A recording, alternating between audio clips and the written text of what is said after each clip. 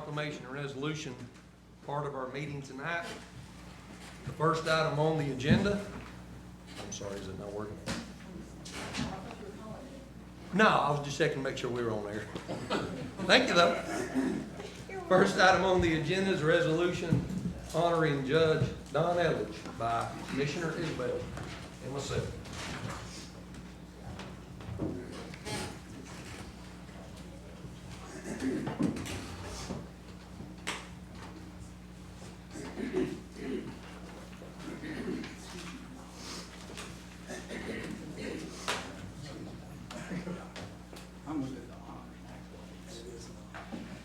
This is an honor, truly, for Judge Donald R. Elledge, the honors and accolades. Education, graduate of DeKalb County High School, 1967, graduate of Tennessee Tech University, 1971, Nashville School of Law, class of 1976. Government service, second lieutenant, United States Army, county attorney for White and Van Buren counties, city attorney for the cities of Lake City, Spencer, and Sparta, Clinton Regional Planning Commission and Board of Zoning Appeals, Clinton School Board, all Tennessee School Board. Judicial, appointed in 2005 as circuit court judge of the 7th Judicial District by Governor Phil Bredesen to fill the unexpired term of Judge Buddy Scott. First and only judge in the history of Anderson County to have the governor come to Anderson County and administer the oath of office. Membership offices held.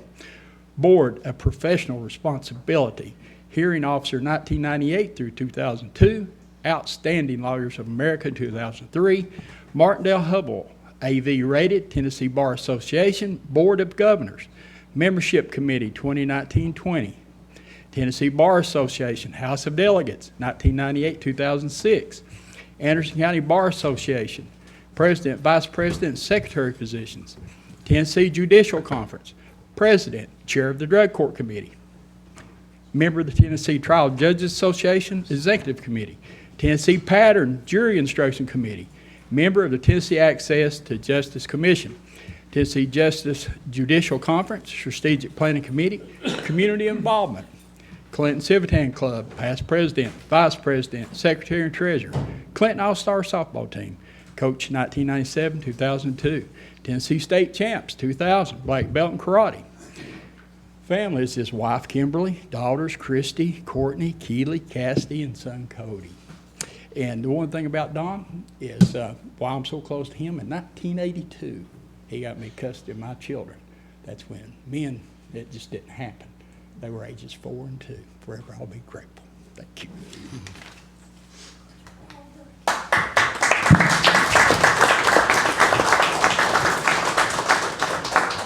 Fellow commissioners, I also am very proud to be standing here in front of y'all tonight. I appreciate Commissioner Isabel for requesting this resolution. I've had the blessing, and it's been an honor and it's been a privilege, but I've had a blessing of being able to work alongside Judge Elledge and under Judge Elledge now since probably 06, 07, if I recall correctly. And I can remember our chief deputy at the time coming in saying, "Shane, you have a new assignment. You're going to be assigned to the drug court as a law enforcement member." And I said, "What in the world is a drug court?" And he said, "Well, I don't know either, but Judge Elledge does. And we're going to go through some training, and he's going to explain to us how it benefits the people in our county." And I have to admit, I was a 15-year law enforcement veteran who thought, very naively, I may add, that curing someone from drug addiction was as simple as saying, "Quit using drugs." That's what I thought, and that was very, very wrong of me. The drug court, under Judge Elledge's leadership, opened my eyes to the fact that it just ain't that easy. One day when we have some more time, I'll tell you some stories about Judge Elledge and I and our training down in Nashville and how it opened my eyes. But even after that training, I had the privilege of serving him not only as the drug court officer of his court, but also I think as court bailiff a couple of times and been a witness a couple of times in his court, and probably one of the very few officers who ever served on a jury in his court, and was elected foreman of that. And that was an experience. But I could go on and on about the impact that Judge Elledge has had on not only my life, but several officers' lives, several defendants' lives. and it is an honor to be standing in front of you all tonight with a little bit of sadness in my heart, telling you about this man. So the resolution reads number 2021-06-875, resolution honoring Judge Donald Ray Elledge. If one of our mutual friends were here tonight, that's what he would call you, is Donald Ray. It says, whereas it is with great sadness that we acknowledge the retirement of one of the most distinguished judges to ever grace the halls of the Anderson County Courthouse. And whereas Judge Donald R. Elledge was appointed to the bench as the Circuit Court Judge of the 7th Judicial District of Anderson County in 2005 by Governor Phil Bredesen, a decision that would positively affect and shape the landscape of Anderson County jurisprudence for many years to come. And whereas during his 16-plus years on the bench, Judge Elledge lived by the creed that when you judge others, you don't define them, you define yourself. He defined himself as a man of superior legal knowledge and impeccable ethics with a true passion for fairness in the administration of the law. As a judge, his work ethic was unsurpassed. He gained a reputation among county workers as the first to come to work in the morning and the hardest working judge in the courthouse. Many believe you could set your watch to his arrival time of 6 o'clock a.m. And we all have to abide by Elledge time in the courtroom, which is about 5 minutes fast. It was never uncommon to see Judge Elledge work late hours or see him in chambers on weekends or holidays. And whereas born in a poverty-stricken region of West Virginia, he soon moved to Tennessee at the age of 4. He went on to graduate from DeKalb County High School in 1967, Tennessee Tech in 1971, and Nashville School of Law in 1976 while working full-time. Furthermore, he served our country with distinction as a second lieutenant in the United States Army. And whereas his government service included stints as the county attorney for White and Van Buren counties, city attorneys for the cities of Spencer, Sparta, and Lake City, and member of the school board in White and Van Buren counties. After relocating to Anderson County, he served on the Clinton Regional Planning Commission, Board of Zoning Appeals, Melton Hill Industrial Development Board, and the chair of the Clinton City School Board, where he earned the distinction of being selected to the All-Tennessee School Board. And whereas in 1979, he was convinced to move to East Tennessee by his good friend Ron Ridner. He soon was tapped to be the managing partner of the new Campbell County office of the prestigious law firm of Ridner and Ridner. From 1991 to 2005, he practiced with Jerry Shattuck and Sidney Davis, the historic lawyers who led the Clinton 12 and helped integrate Clinton schools. Throughout his years in private practice, he never turned down an opportunity to provide pro bono legal assistance to the less fortunate in our society. He believed every man was entitled to fairness and equity in the administration of the law, even if the color of your skin was not that of the jury. His belief in equal justice for all was best manifested in his involvement in the brutal slayings of black inmates by the infamous Brushy Mountain 7 case, where he provided court-appointed legal services in the case that received national media attention. Judge Elledge truly believed as a private legal practitioner that his calling was to always stand up for what was right, even if he was standing alone. His commitment to superior legal representation soon led him to being recognized as one of the best lawyers in Tennessee with the AV Preeminent rating from Martindale-Hubbell, the highest rating a lawyer can achieve.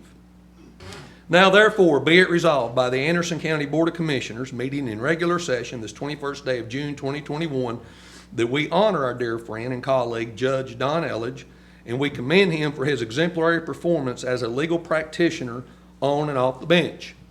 We deeply appreciate his commitment to equal justice for all and his dedication and belief that injustice anywhere is a threat to justice everywhere. We further proclaim July 1st of each year as Judge Donald R. Elledge Day in Anderson County in honor of this great man and continued eternal recognition for his service to all Anderson County citizens. Resolved, duly passed and approved this 21st day of June 2021.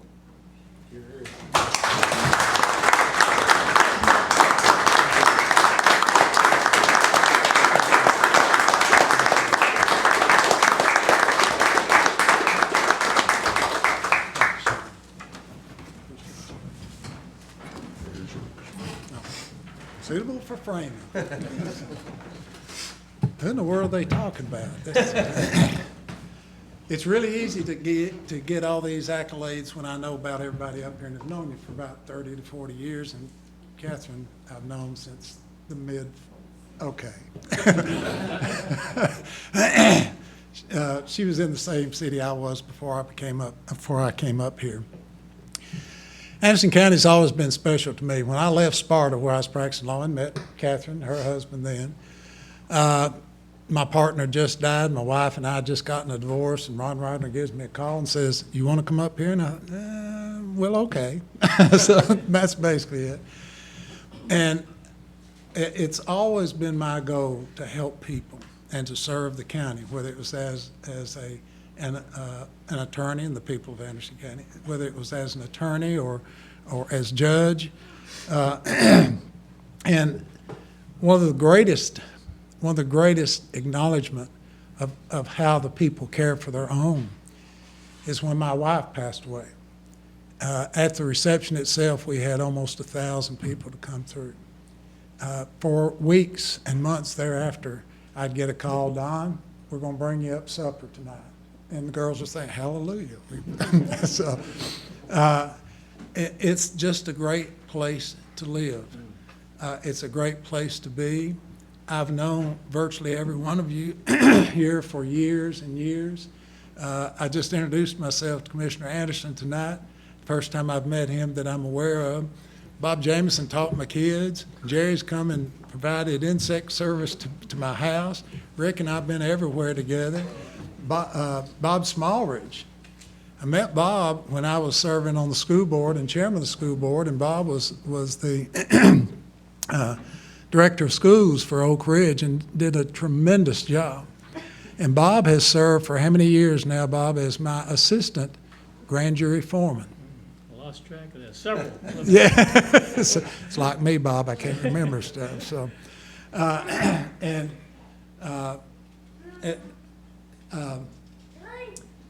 Tim has told you about how I met him. Is that 82? 82. 82. My goodness, gosh, you've gotten a lot. And Captain Val here was a sergeant when in January of 2007, we had to have 3 days training in January, 3 days training in March, and he, General Clark, Barrett Gadd, who is my drug court coordinator, and I are the only 4 left out of those who spent those 6 days. And I'm telling you, we couldn't hold drug court. We couldn't do the things that we do without Captain Val. Same thing with our grand jury. And what I'm telling you this for is that it takes all of us to work together. And I've worked with or around virtually every one of you at some time or another. And it's an honor. And Judge Scott said when he was taking his heart medication, it'd make him more emotional. So I'm going to blame it on that.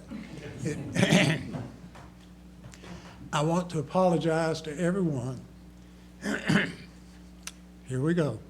For not being able to finish my term, because I truly, truly, truly wanted to do that. I love serving as judge. I love being an attorney. I loved helping people and serving people the best way I could. That's why I was on so many boards and all that junk. But my health problems, and I've never hidden anything, my heart problems and my lung problems. It got to the point that it was difficult to serve on the bench at times and impossible at other times. And I'm still not fully well. Don't know that I'll ever get fully well, but I'm working on it. As everybody knows, I always take the attitude, it may hurt me, but by God, it's not going to hurt me. And that's the way I work. It's the way I live, and that's the way I've taught my kids. I want to thank my wife. Got all 3 of my children here, my son-in-law, and one of my daughter's significant other who's like a son-in-law to me.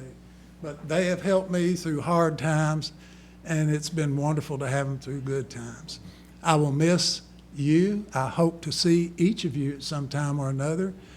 Don't fuss at me or anything. Just come by, say hi to me. I care about you. I care about Anderson County.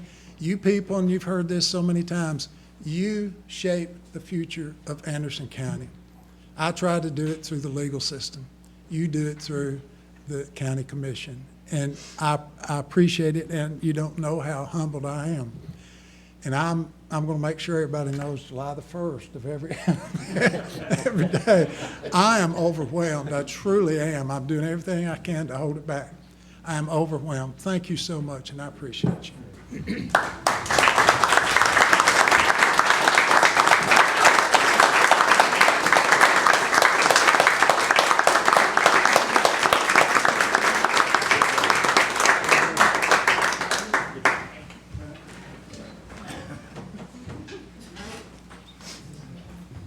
Commissioners, if we would, if we'll line up in our usual photogenic pose for the judge, we'd like to get a couple of pictures. We usually line up.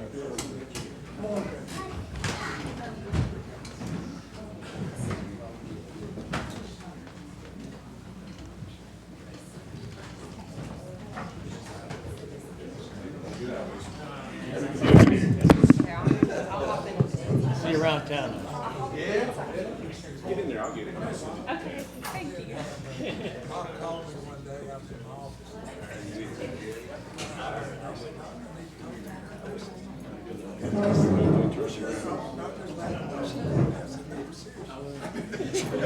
But she got it worked out. Tim, just get in, just a touch here, buddy. All right, everybody smile. Good job. Wonderful, thank you guys. Thank you again. I'll miss you.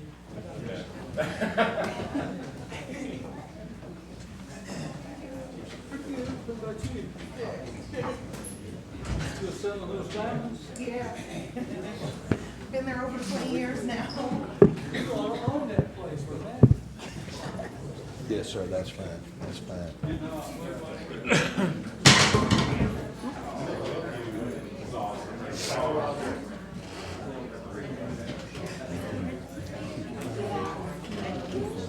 y'all so much. Thank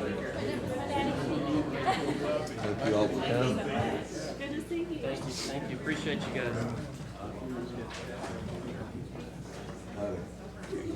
Yes, sir. Thank you.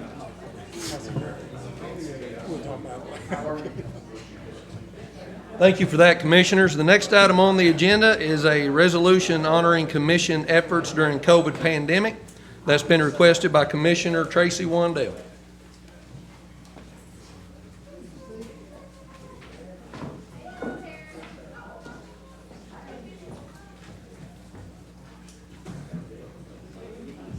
Thank you, Mr. Chairman. When I was serving as chairman last year during the COVID, I was asked by several members of this body, also department heads, to recognize two individuals on our board who went above and beyond in many ways. When I was chairman, I did not want to recognize them during that time because I thought it wouldn't give them the deserved justice that they have earned and the recognition they deserve. Didn't want to do it through go-to-meetings or Zoom. We did enough meetings that way anyway. So if Catherine Denenberg, Commissioner Denenberg, and Commissioner Tim Isabel would come down, I'd like to read this resolution. And as they're coming down, I know each one of us can't help but feel good about where we're at as Anderson County government. I was thinking on the way here today, the weakest link in your commission is your strongest link. I'm happy to say, while I served as chairman, and even today under Chairman Anderson's leadership, we don't have a weak link. I'd put any of our commissioners up against anybody. One might have more experience in something, but the other one has more experience in what we don't have experience in. So I'm proud of each and every one of you. So, Mr. Chairman, thank you, sir. I'm going to try to hurry this up, so I know we got some business to take care of. But first, I'm going to recognize my good friend, Commissioner Denenberg. Anderson County, Tennessee Board of Commissioners, Resolution Number 21-06-877. Resolution honoring Commissioner Catherine Denenberg for her relentless and continued efforts protecting the public and the county employees from the spread of COVID-19.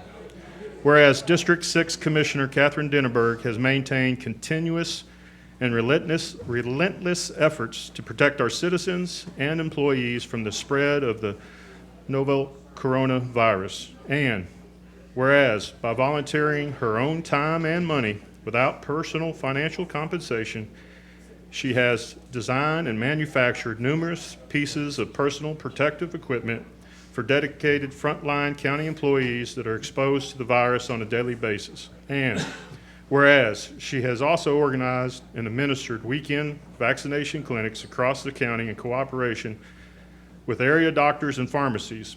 Many of these clinics are in remote areas of the county and are designed to provide needed vaccinations to citizens that are unable to travel to the health department. And whereas without her continued efforts in the fight against COVID-19, many citizens would have not received the needed COVID vaccination, and the virus would have spread significantly in our rural areas of the county. Now, therefore, be it resolved by the Anderson County Board of Commissioners meeting in regular session this day, 21st day of June, 2021, that we applaud and honor our colleague, District 6 Commissioner Catherine Dinenberg, on her persistent efforts fighting the COVID-19 virus and her dedicated service protecting our employees and citizens by providing personal protective equipment and remote area vaccination clinics designed to curb the spread of COVID-19 in our community.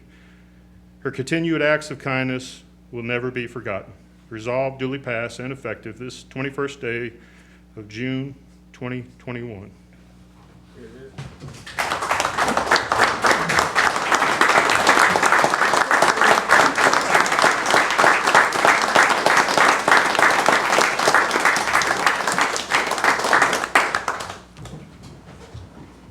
Thank you very much. This was certainly not expected, obviously, but it's certainly appreciated. But quite frankly, I was just kind of the gopher in this little project. It was this gentleman right here that was the brains of the operation. But yes, persistent I am, and tenacious, I will take that as well. But there were a lot of people that were very much a part of what was done. And I have to say that Dr. Elaine Bunick was the guiding force for the COVID clinics. Absolutely she was. So I want to give her recognition that she certainly deserves. So thank you very much. And lady and gentlemen, I think Commissioner Scott is connected. Sorry you're not here, but thank you all very much.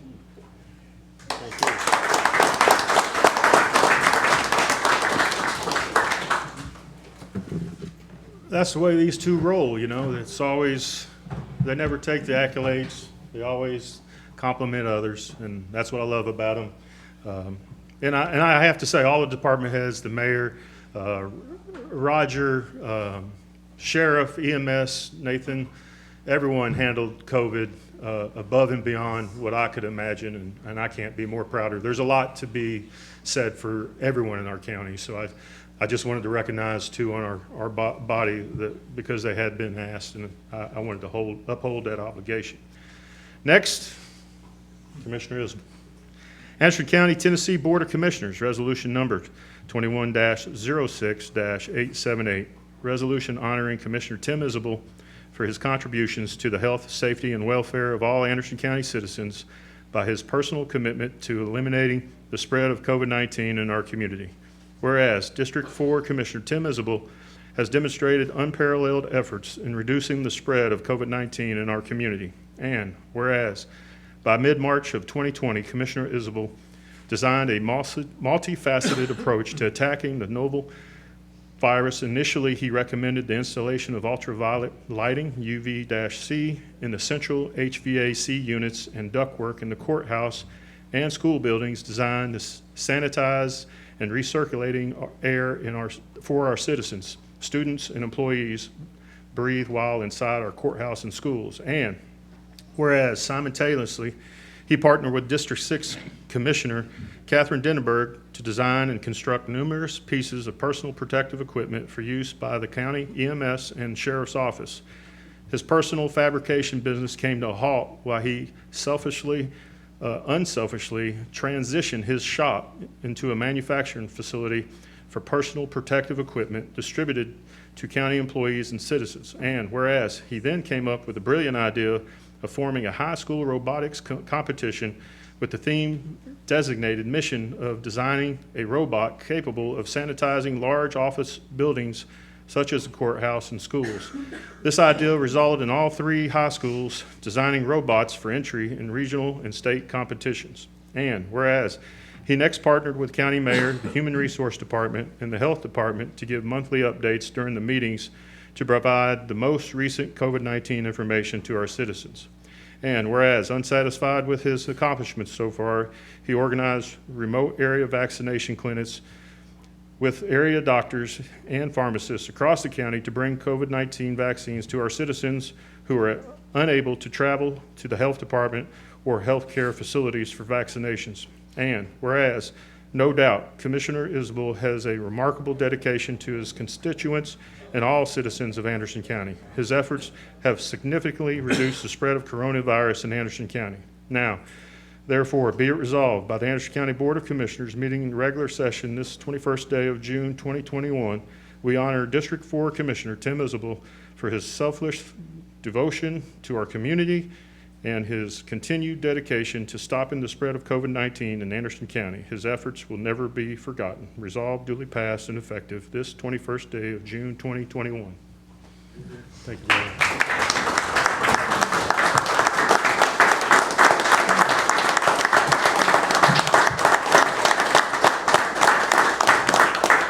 Thank you very much for this award. I didn't expect it.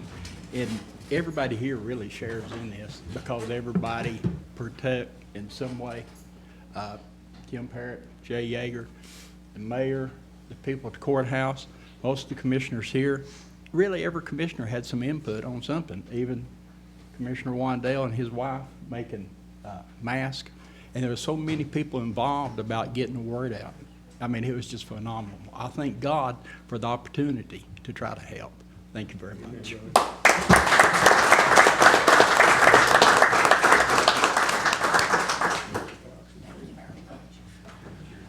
Mr. Chairman, I'd also like to recognize Jay Yeager for putting these together over the weekend on Father's Day.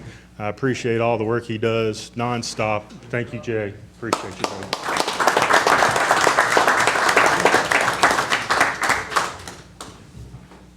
Thank you, Commissioners. Next item on the agenda, we have public hearings. We'll go ahead and read each one that is on the agenda tonight, and we will open up the floor for comments from citizens on it. The first one is a public hearing, the rezoning of the property at 2312 Oliver Springs Highway, Oliver Springs, Tennessee. This is parcel 3.0. It's on the Anderson County Tax Map 99 from R1 district to C1 district. The second one is rezoning the property at 2922 Clinton Highway, Powell, Tennessee. That's parcel number 13.01 and on the Anderson County Tax Map 103.0. That will be a request rezoning from A2 district to C1 district. And then we have the public hearing for the rezoning of the property at the intersection of Faust Kearney Road and Old Edgemore Lane in Clinton. That is parcel 2.0, Anderson County Tax Map 96J Group D from C1 district to R1 district. If there's anyone, if there's anyone in the audience tonight that would like to address commission on any of those parcels. If you would, please, ma'am, come forward to the podium, state your name and your address, please. Yes, I'm Virginia Stiltner, and I live at 374 Bacon Springs. And let me interrupt you just for a second, something I should have said before I even called you up. If we do wind up having several comments on these zoning requests tonight, we would ask each one to speak, that they would limit their comments to approximately 3 minutes. Okay. I'll keep the time on that, I guess, if I just wave at you and let you know you got about 10, 15 seconds left. And also, if there are several that would like to speak on any of these parcels, if you would please, if you listen to the speaker before you and they have said the comments that you are contemplating saying, we'd appreciate you going ahead and conceding your time. Okay. If something different, obviously, you have every right to speak here tonight. We don't want to infringe on anyone's opportunity to be here. Go ahead, ma'am. Okay, my whole question is, what is the purpose of the rezoning? What are they planning on doing with that property? We have their property across the highway from there. So if anybody can answer that for me, exactly what the zoning means and what it will be doing. And if anyone's familiar with this area, it's kind of like a good quarter mile, half mile, mile stretch for drag racing and everything else through there. We've lived off of Highway 61 for a little over 28 years. And we see from our house all the trucks and traffic and everybody getting past at 45, 55 mile an hour speed limits. So cars and stuff does not follow the speed limits, same as everywhere else. Like I said, we also own the property across from that. I'm not here to stop the rezoning, but I'm here for safety concerns. This part of Highway 61 is a bypass from Clint to Oliver Springs to bypass Oak Ridge. So we have a lot more heavy traffic, 18-wheelers and so forth in that area. I do have a major concern in that area because this is 2 of my grandkids and my daughter that lives up on that hill. I have 4 more grandkids that lives on that hill along with my other children. I have concerns because in 7/10 of a mile, we have CNC Trucking, Mike's Fix-It Shop, a church, a greenhouse, another storage building, several personal driveways, 3 different storage facilities, Old Batley, the entrance to the 2312 and Bill Key Lane. That's a lot going on in that long stretch of highway, that short stretch of highway.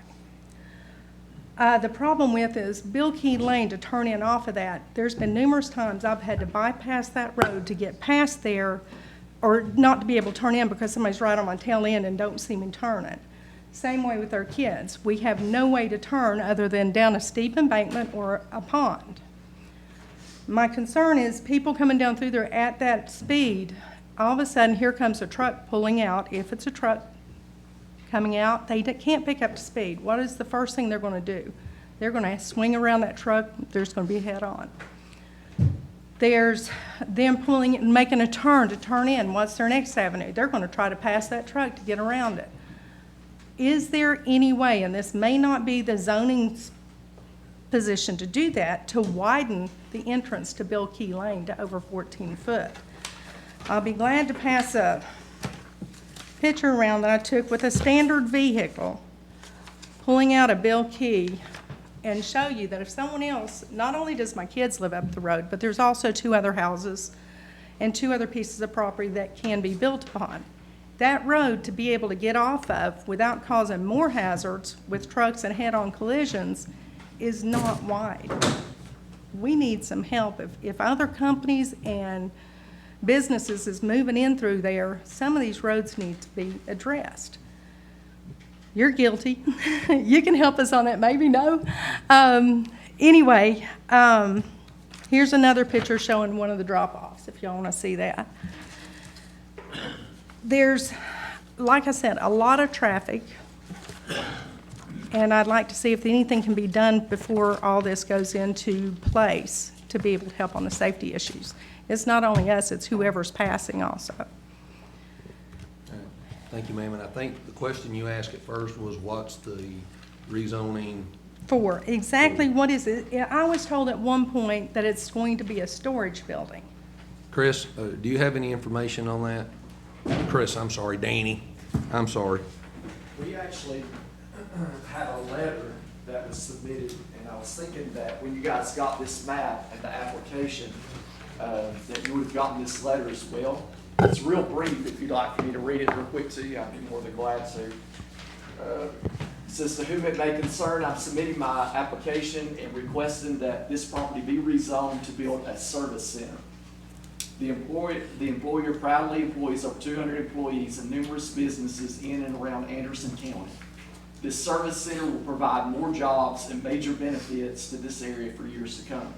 This service center will be aesthetically pleasing and will be built to standards similar to the surrounding area. This will not be an eyesore for the community.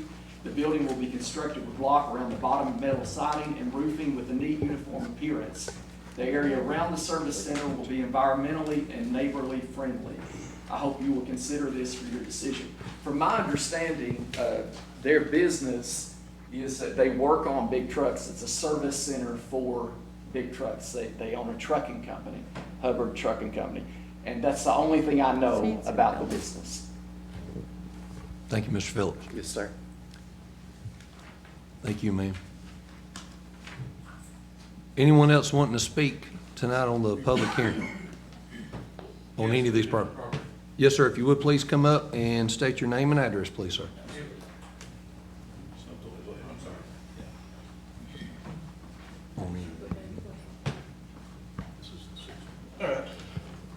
Good afternoon. Thank you for giving us this time. My name is James Barnes. I live at 113 Lonesome Dove Road.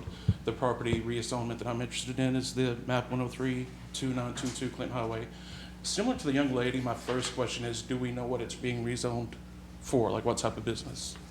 And my concern is it'll be another car repair, maybe junkyard business. We have a lot of those on the highway. It's at a bad position for a lot of incoming, outgoing traffic right there at Beck's Curve. And if it is going to be for mechanical stuff, like right there in the parking lot, that's fine. But if we start storing vehicles up there, there is a waterway that might get contaminated. So those are my main concerns with that one. But really, if it's not going to be that, then some of those concerns are relieved. Danny, you have any information on that one? Yes, Mrs. Johnson, who is the owner of the property, is here if you would rather hear from her. Okay. Hello. Hello. If you would, please come to the podium, ma'am. State your name and address, please.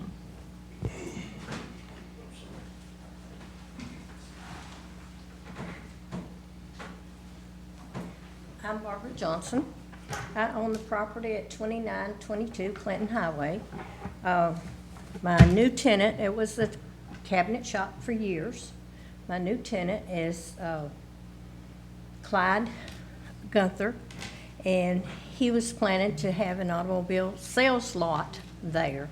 But at the time, he can't get in the building because I have not replaced the 3 new doors, or I'm in the process of replacing the doors so that he can get his business inside prior to selling the cars. Thank you, ma'am. Thank you. May I respond? Yes, sir. Okay. So being a car sales shop, of course, I'm not going to be as worried as pollutants entering the waterway. And I'm going to worry about ingress, egress of traffic. New drivers right there at the curb I don't think is good. Ultimately, I know it's not my decision, but whatever decision is made, I hope it's best for the area. So that's pretty much where I land on that. Thank you, sir. Appreciate you coming. Anyone else wish to speak on any of these issues? Yes, sir. Come to the podium, state your name and address, please, sir. I'm actually Edward Green. So I'm the one building the facility that they were discussing beforehand. On Oliver So- Springs Highway? Yep. Okay. So I can answer any questions that you guys have about what we're planning to do. So what's happened is we are renting right now over in Hardin Valley. We also are renting a facility in Morgan County.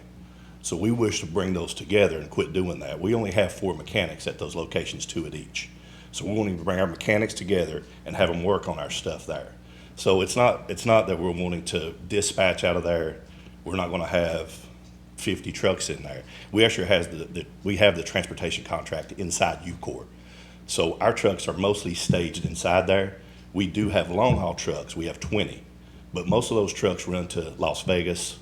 We're across the country, so we're not a local affiliate like some of the other places where they're coming and going every night. So you're not going to see that.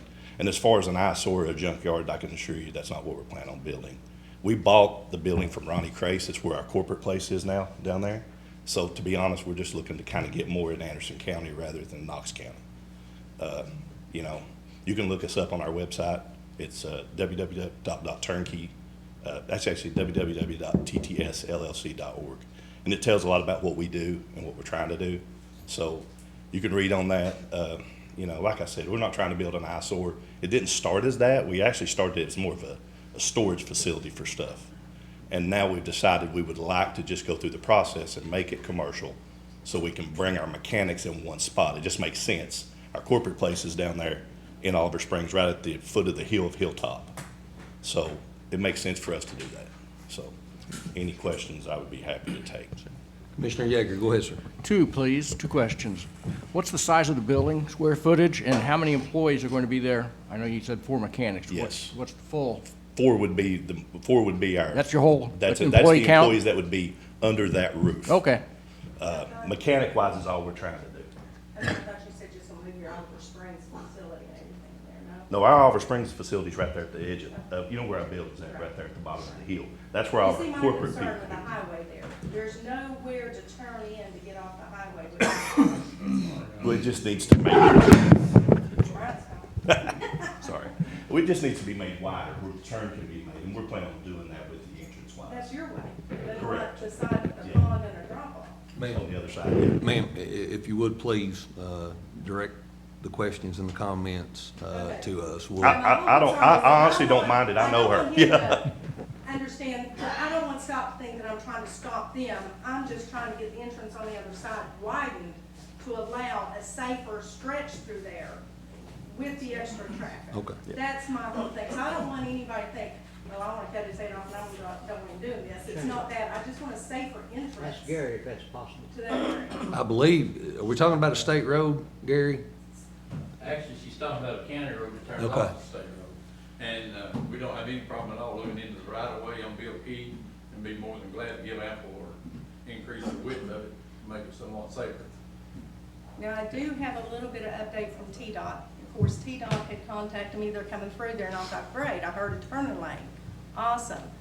No, shot down. TDOT informed me that they're going to have a 4-foot, maybe a 5-foot, shoulder on the sides of the roads.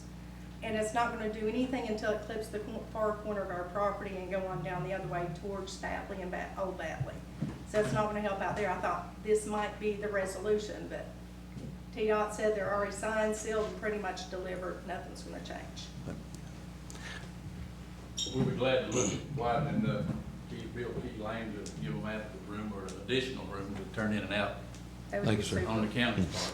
Any other questions from commissioners? Commissioner Isabel, go ahead, sir. Thank you, Mr. Chairman. I know of Hubbard Trucking and all the principals there, the Crass family and all that, and talked to them. And they've always done what they've said, and they really invest into Anderson County, and if he tells you he's gonna do something, he'll do it. But I appreciate you. Any other commissioners? Any other comments on any of the properties that's on the agenda tonight? We'll be, of course, voting on them in the commission meeting. This is just a public hearing. Any other comments? Thank y'all very much. We are, 10-minute recess. 10-minute recess before the regular agenda. Thank y'all.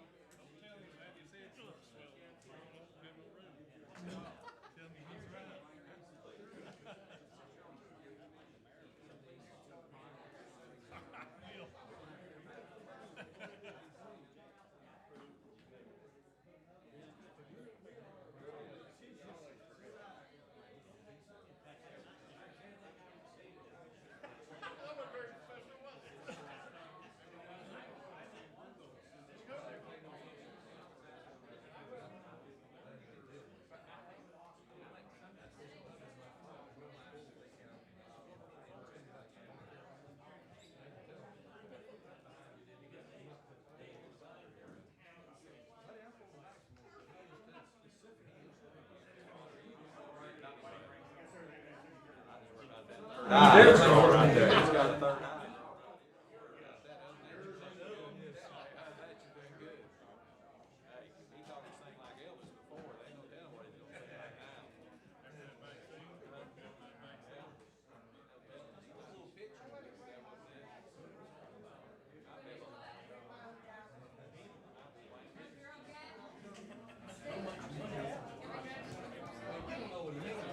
how'd you talk to him?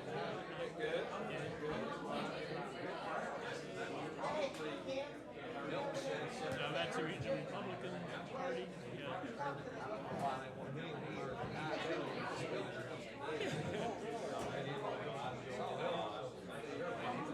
What was the gist of your talk? What was the gist of your talk?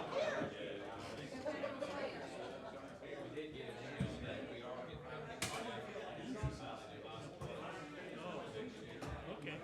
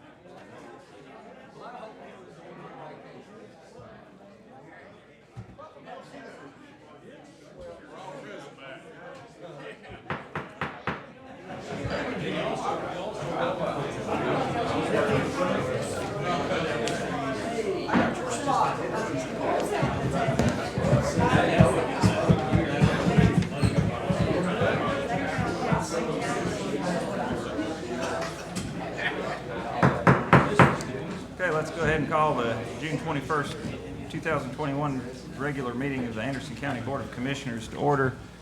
We'll start off with a prayer by City Councilman from Oak Ridge and pastor of Oak Valley Baptist Church, Reverend Derek Hammond, and the pledge by Commissioner Meade.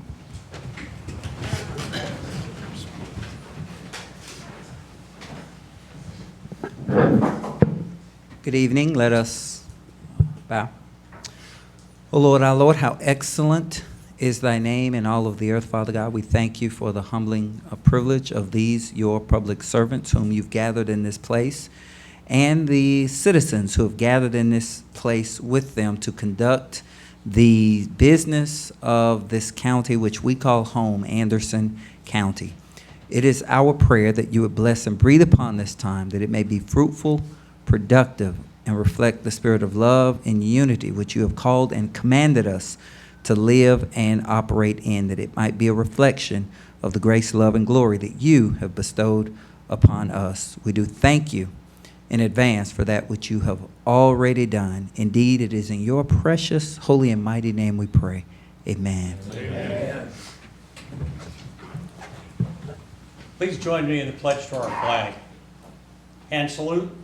I pledge allegiance to the flag of the United States of America and to the republic for which it stands, one nation under God, indivisible, with liberty and justice for all. Mr. Chairman, before you start, I heard this gentleman preach, and something that you said I have stuck in my heart ever since. One of the last things you said in your prayer was, let love go from my house to the White House. And I've remembered that for years, so you've done a good job. About to have our appearance of citizens. Reverend Hammond, if you want to introduce yourself to everyone. I know a lot of the Oak Ridge commissioners know you, but just tell everybody who you are and tell us a little about yourself. Yeah.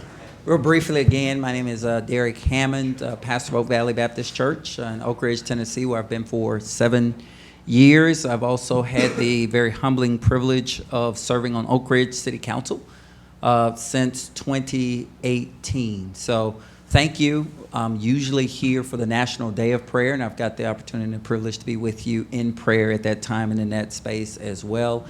Indeed, thank you, Brother Jerry, because my position and my posture and my emphasis is that of Scripture. love the Lord, but not stop there, but love our neighbors as ourselves. And so thank you. I'd say that I love you. I mean that. I say that to city councilmen. I say that to the city staff. I say that to the police chief. I say that to citizens because that's why I'm up there. That's why I do what I do. And I know that that's why you do what you do. We've just got to say it and emphasize it. I love you. I love each and every one of you.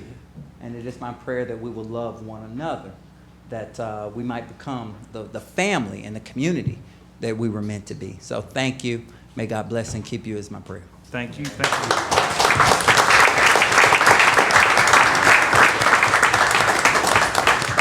Thank you for being here on a stormy night. Do we have any other citizens that would like to speak to commission on any item that's not on the agenda? And if so, just come up to the podium, state your name. You'll have, do you have a comment? Yes, I do. Go ahead. I just want to thank Reverend Haddon for being here this evening. And if you ever have an opportunity to go to Oak Valley Baptist Church in Oak Ridge on a Sunday and hear him preach, all I can say is that he'll make you happy. Because that's exactly the way I feel anytime I go over there. He's terrific. Thank you very much for being here. Thank you, Mr. Chairman.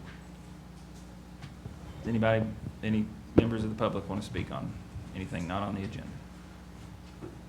All right, we'll move on to approval and corrections of the agenda. First, we got the consent agenda. Motion by Commissioner Wandell to approve as presented, seconded by Commissioner Yeager. Yes.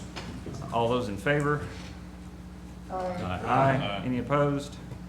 Motion carries. Next, we've got the regular agenda. I'd like to request a move of an item, sir.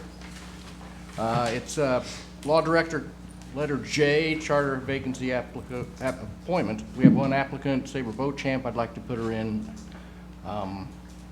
after the public hearing report, so 5B. Charter Commission appointment to 5B. Commissioner Isbell. Thank you, Mr. Chairman. I'd like to add to the purchasing committee a new agreement with the Business Machines Company. It's for the county court clerk's office. Okay. And we got that.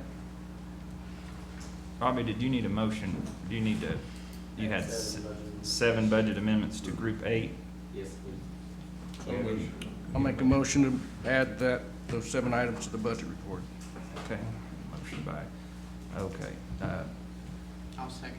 Okay, you got a second on all of those corrections? Okay.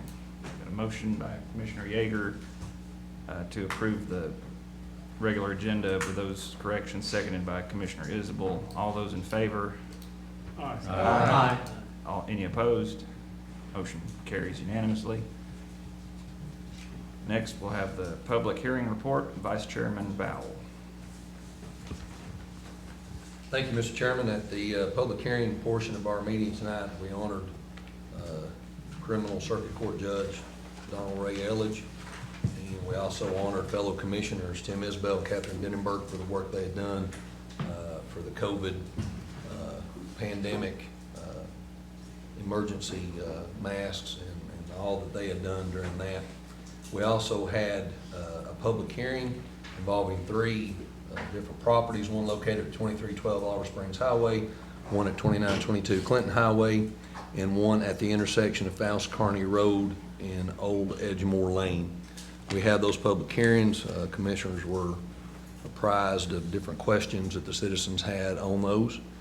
And that concluded our public hearing. If we are at a point, if it is in order, I will go ahead. Do we make a motion at this point to approve those rezoning issues? I'll make the motion to approve, but I also want to say, I sit on the planning commission, and Harold Edwards is here with us tonight too, but if anybody's got any questions, we'll see, all this has got to come back for the final plat reading and the sign off. So if they want to come back to the meeting to see how all this stuff's going to be changed or whatever, they have that opportunity as well. When is the next, when will that plan, when does the planning commission? It's the second Tuesday of the month. Second Tuesday. Okay. And I make a motion. second. Motion by Commissioner Isabel, seconded by Commissioner Val to approve The zoning. both rezonings? All three rezonings. Okay. Commissioner Wandale. Thank you, Mr. Chairman. I just got a question. I think Commissioner Isabel spoke to it, but if we pass these as they're presented, is there still an opportunity for it to come back to commission to vote on it, or is it a done deal? Because I've had a lot of comments and questions about the property in Claxton at the corner of Faust Kearney and Old Edgemore Road, and you know, I've heard different things. I think Commissioner Fritz has heard some things too. We've heard a pain clinic. We've heard trailer courts. Now last I've heard it could be some houses going in. So my concern is we're going from a C1 to an R1, and I'd like to know specifically what the owners are intending to do on the property before I vote yes. So I'll have to vote no on this motion, and I'm for all the other changes or suggestions, but for this one I'll vote no if I don't understand completely, and maybe Danny can speak to it if he'd like. Concerning the one on the corner of Faust Kearney, Old Edgemore, like Commissioner Wandale, you know, I've heard a couple different things as to what they might possibly do with the property.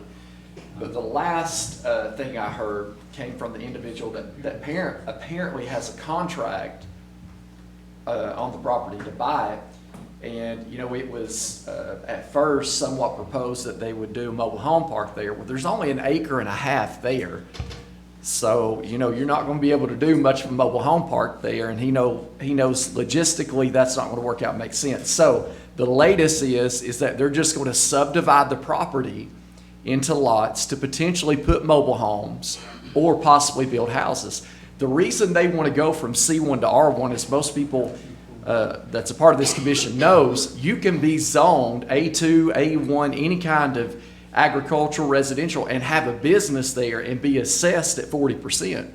But if you're zoned C1 and want to use it for residential use, you can't be assessed at 25%. So it works, and I don't understand why that is. I guess Johnny Alley could enlighten us on that. But you can go one way, but not the other. And so they want to use the property for residential use, whether it's houses, mobile homes. I don't think that's settled yet. But, you know, they don't want to be taxed at that commercial rate using it as a residential use. I'd like to pull that one out and request the applicant appear next month to just explain what he has in mind for it. I'll second the motion. Is that? Yeah, that's fine. Okay, so we're going to vote on the motion to amend, pulling that out. Yeah, we're voting on pulling that one out.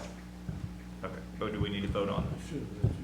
Vote individually? Vote on the amendment Yes. first. Okay, so we're going to vote on the amendment now to pull that out. All those in favor? Aye. Any opposed? Okay, Commissioner McCain. Danny, on the application, doesn't it say future mobile home park? Yes, the lady who was a realtor who initially approached us said that that was one of the ideas that they had. But after they filled out the application and kind of looked at things a little bit closer, they started backpedaling on that. They just realized there really isn't enough property there to be able to do that. But if we go ahead and rezone it, they have to come back before the planning commission with their plans of what they want to do, and then planning commission can deny it or approve it, right? That's right. Whether they did a mobile home park or they just subdivided the lots, either a site plan for a mobile home park would have to be produced or a plat map showing the subdivision of a lot. So either way, it's got to come back to the planning commission unless they just leave it as one track and put one mobile home or build one house there. Okay, and if it were a pain clinic, it couldn't go in an R1.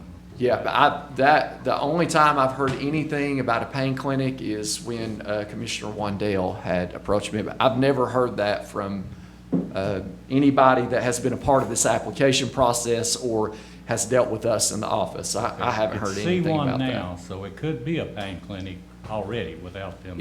If I'm not mistaken, yes, that's the zoning that particular use could be in. So that pretty much is out with them wanting to go to R1.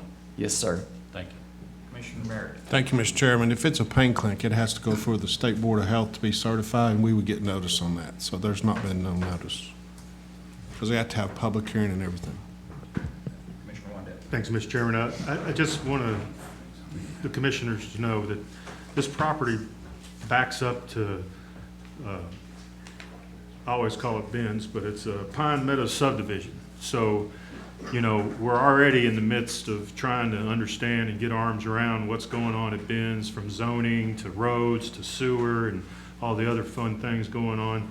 I would hate to think that we're going to pass, you know, moving some more trailers in when we got some major issues that already in front of us. So I know we pulled it out, and I appreciate the commissioners doing that. I'm going to vote against that one, and until I get more information, because as Commissioner McCamey pointed out, it's right now the application says trailer court, or so I'm not going to support another trailer court at this point until we get the information on Pine Meadows subdivision, which will be talked about later. Thank you, Mr. Chairman. Thank you. Any other discussion on, well, first, this vote now, we're voting on the Oliver Springs Highway property and the Clinton Highway property.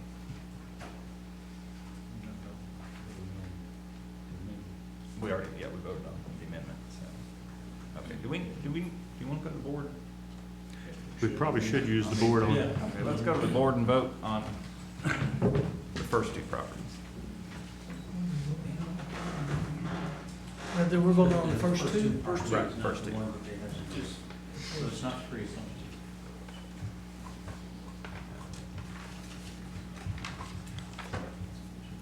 Okay, 15 yes, 1 no, motion passes. All right, now we'll take up the property at the intersection of Faust Kearney and Old Edgemore.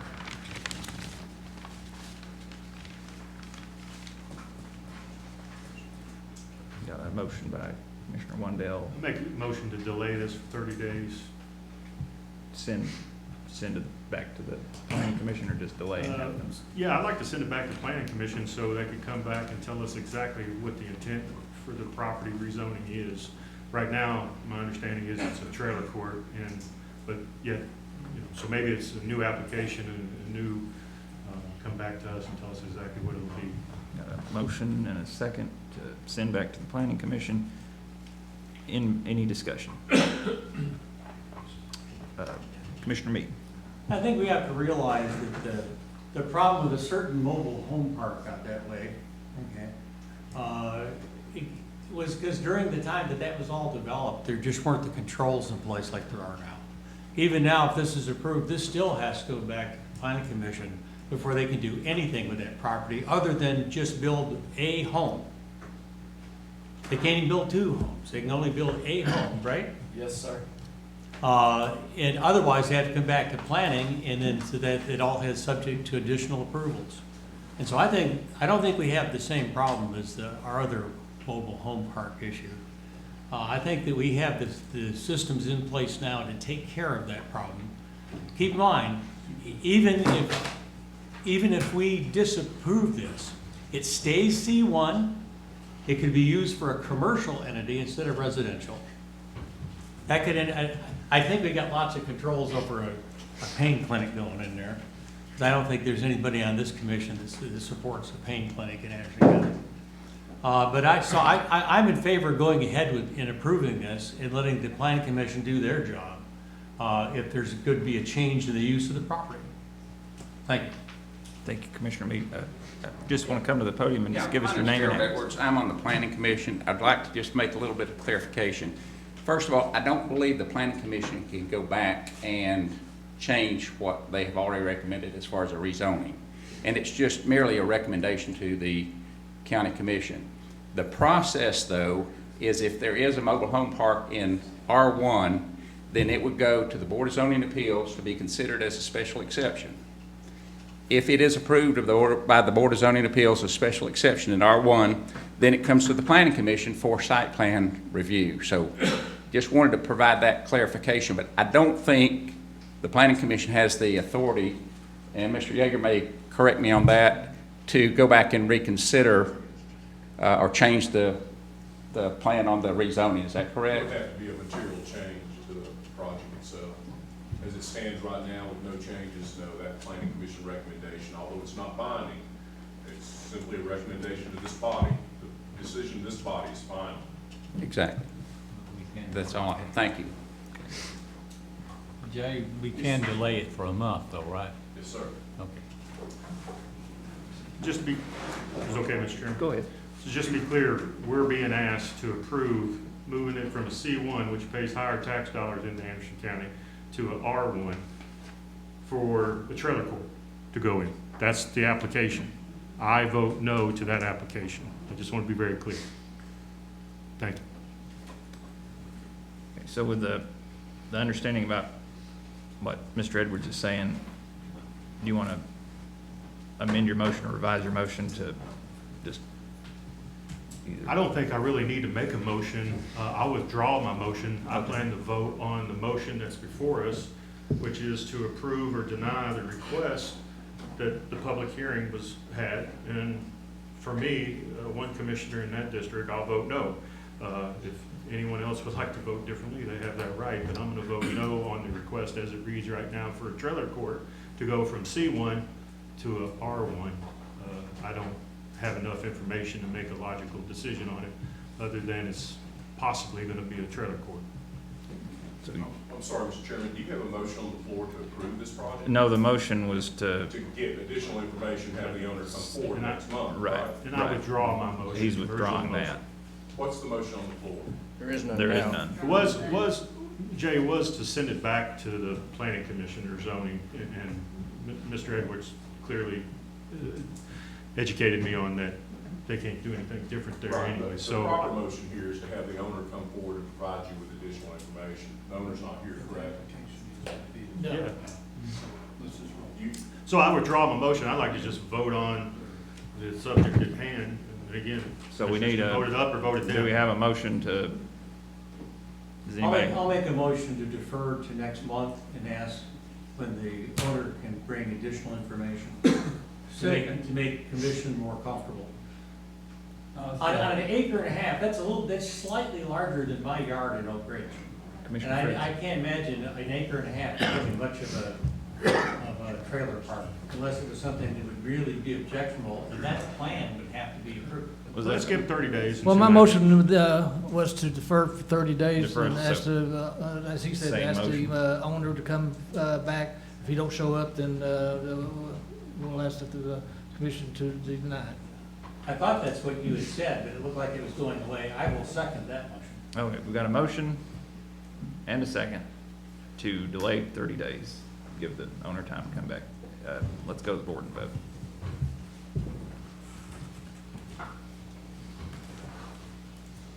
All right, motion passes unanimously.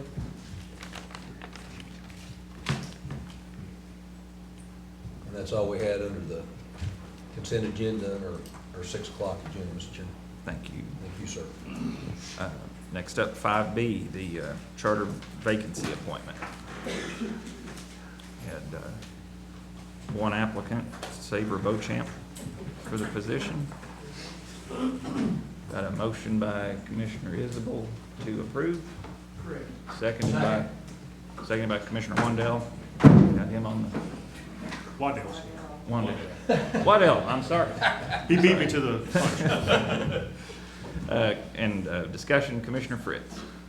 Just for procedure, we need to ask if there's anyone in the audience that needs to apply. Oh, we need to, yeah. I forgot we take floor nominations for that. You have to be open to floor nominations as well at this meeting. Nominated? No. Fully endorsed. That'd be an interesting vote. Be a long ride home. Well, by procedure, we have to do this. Yeah, I forgot that. Yeah, thank you.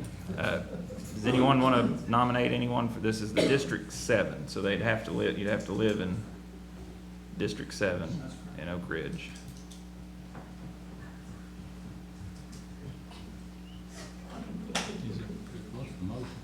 The motion would be, the motion's to approve Saber Beauchamp as the new charter commissioner. Commissioner Denenberg. Well, I certainly think that the applicant or the nominee would do well to come forward and introduce herself and say why she would like to serve on the Charter Committee.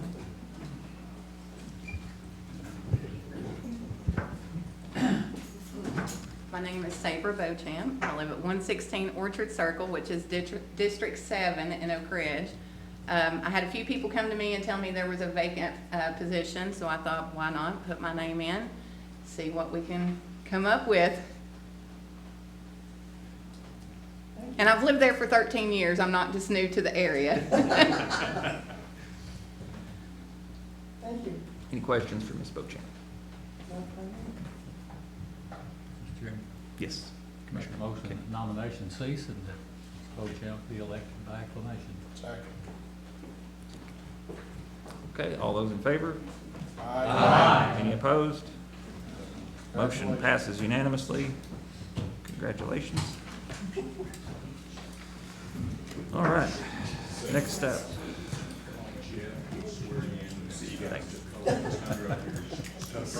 Committee reports. Got the purchasing report. Catherine Ashmary.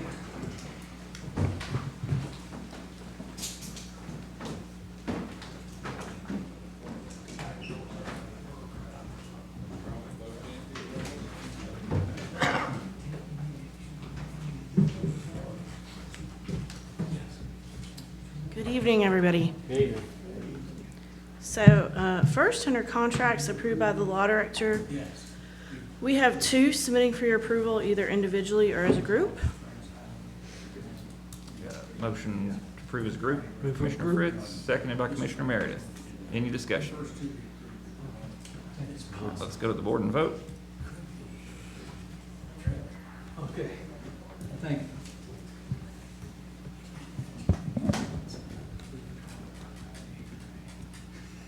Commissioner Meade, Commissioner Jameson, need a vote.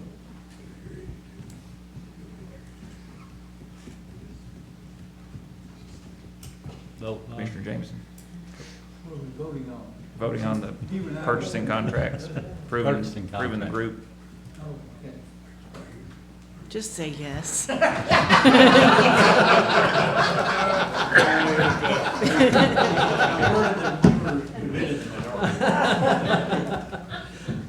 you go. All right, contracts pending the law director approval. These have actually all been approved by the law director, submitting for your approval either individually or as a group. Motion by Commissioner Yeager. Group. Approve as a group. Seconded by Commissioner Denenberg. Do you have a motion to amend, Commissioner Scott? No, Oh, okay. Any discussion? Let's go to the board and vote.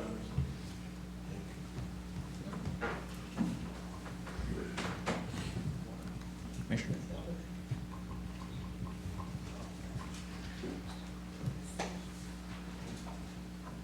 Motion passes unanimously.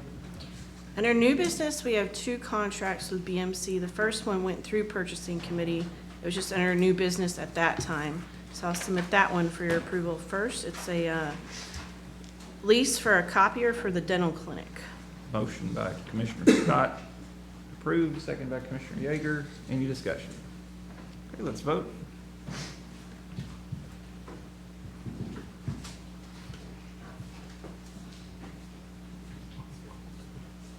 Commissioner Jameson.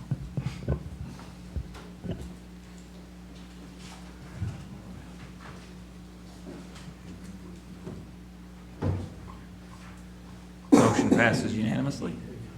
And the second item under new business, that Commissioner Isbell requested be added to the purchasing report is another lease with BMC. It's actually for 4 copier leases for the county clerk, submitting for your approval. Motion by Commissioner Meredith to approve, seconded by Commissioner Denenberg. Any discussion? Okay, let's vote.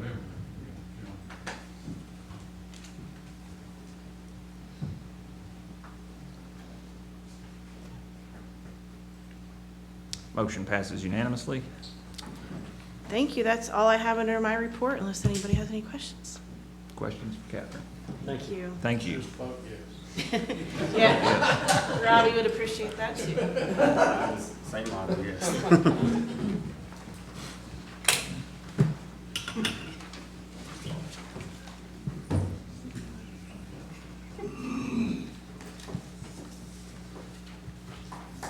Okay, you ready for me? We're ready. All right. So getting into the cash and fund balance report for ending May 31st, 2021. Restricted funds for the general fund are at $748,291. Committed funds are $2,023,830. Assigned funds are $2,029,147. Unassigned fund balance is $5.9 million. Total fund balance $10,785,228, and cash $17,102,941, which is almost up $5 million from last year at this time. Any questions on the fund balance report? Okay. The sales tax report, we reported on this last month. We actually had April's numbers last commission meeting. The county of Anderson, their portion was up significantly, 73% for the month of April, at $624,772.56. And sales tax continues to do really well for the county. Any questions on the sales tax?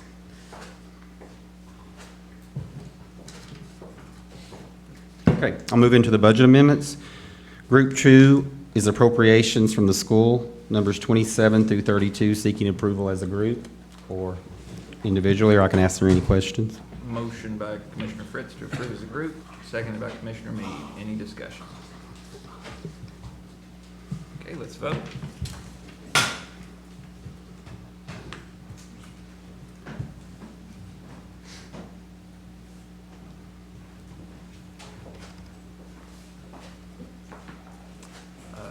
Motion passes unanimously.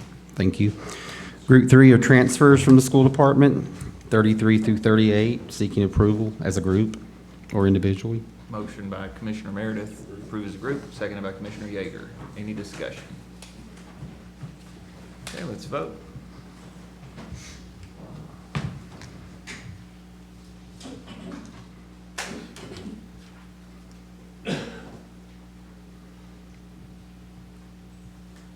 Motion passes unanimously.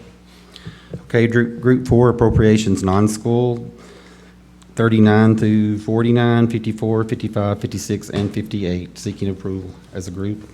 Motion by Commissioner Fritz to approve as a group, seconded by Commissioner Denenberg.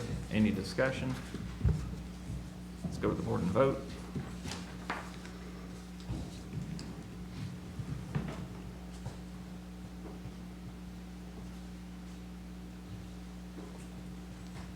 Motion passes unanimously. Okay, thank you. Group 5 is transfers non-school, 42, 43, 48, and 50, seeking approval as a group or individually. We're happy to answer any questions. Motion to approve as a group by Commissioner Meredith, seconded by Commissioner Fritz. Any discussion? Let's go to the board and vote.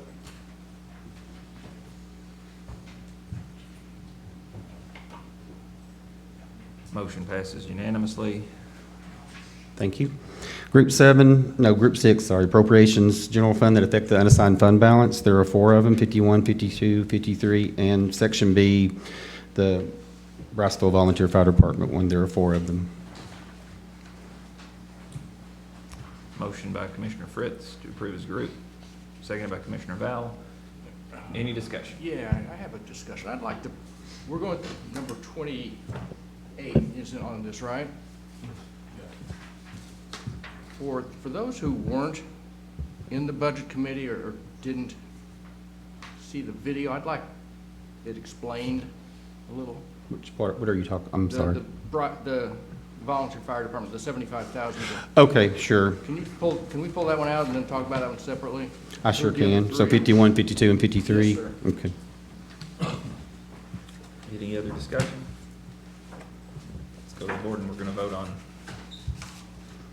everything for Briceville. This is everything but 28? Yes.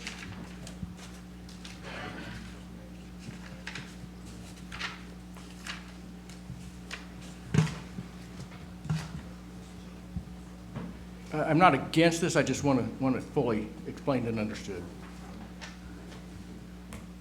There's special requirements on that. Oh, I thought we're voting on the other three. Oh, we hadn't finished yet, sorry.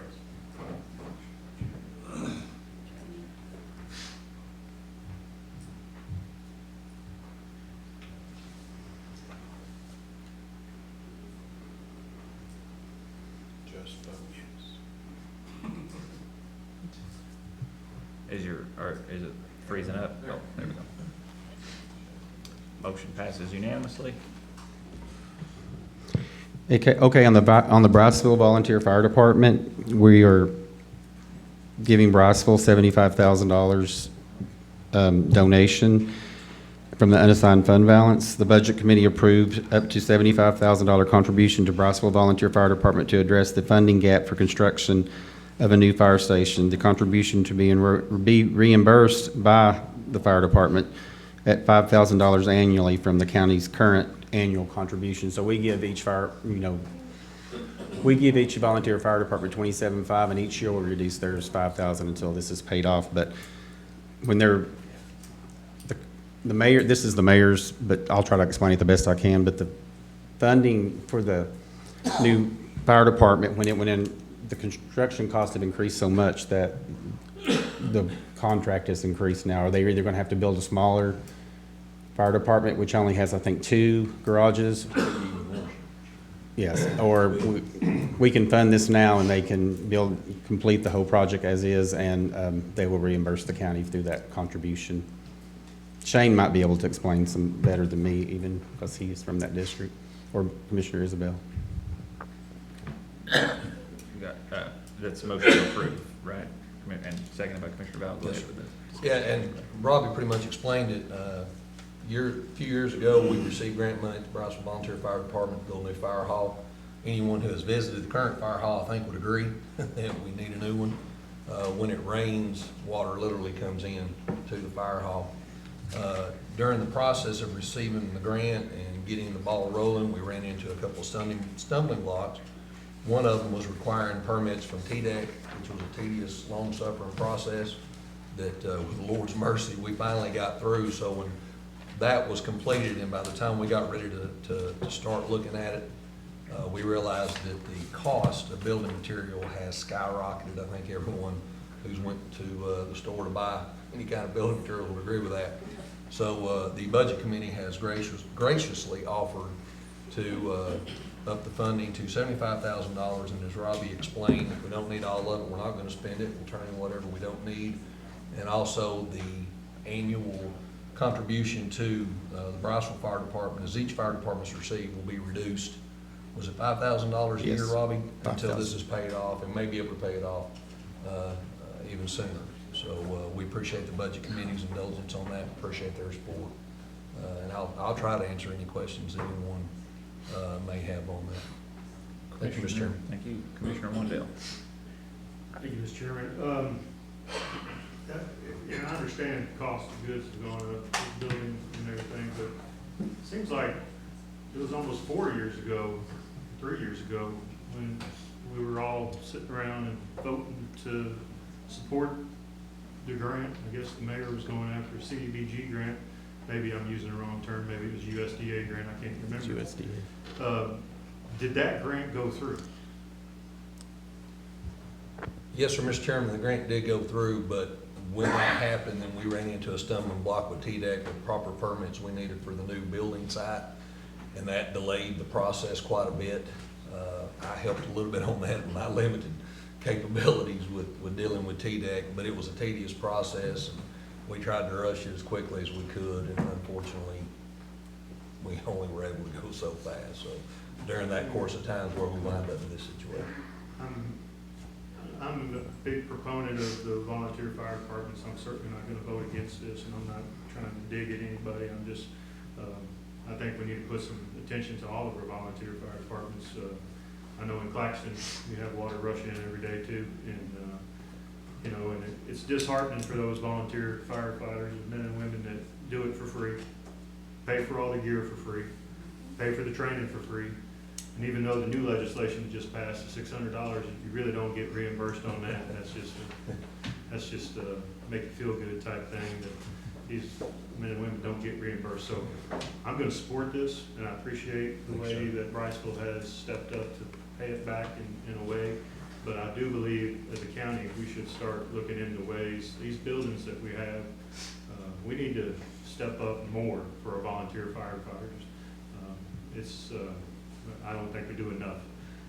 A lot of people might think $27,500 is a lot of money, but it ain't much. So I'm gonna support this. But Robbie, if I could, and I don't mean to get off the subject, Mr. Chairman, but what's happening to the fire truck funds? What, are we still doing fire? Yes, the rescue squad received this year's from the last 2 years. We currently have an appropriation next year's budget for half a fire truck. Andersonville is the last one on the resolution, and then we'll need to do a new fire truck resolution. Or when was that in?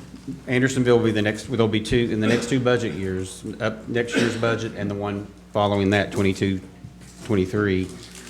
We'll have that. I don't know.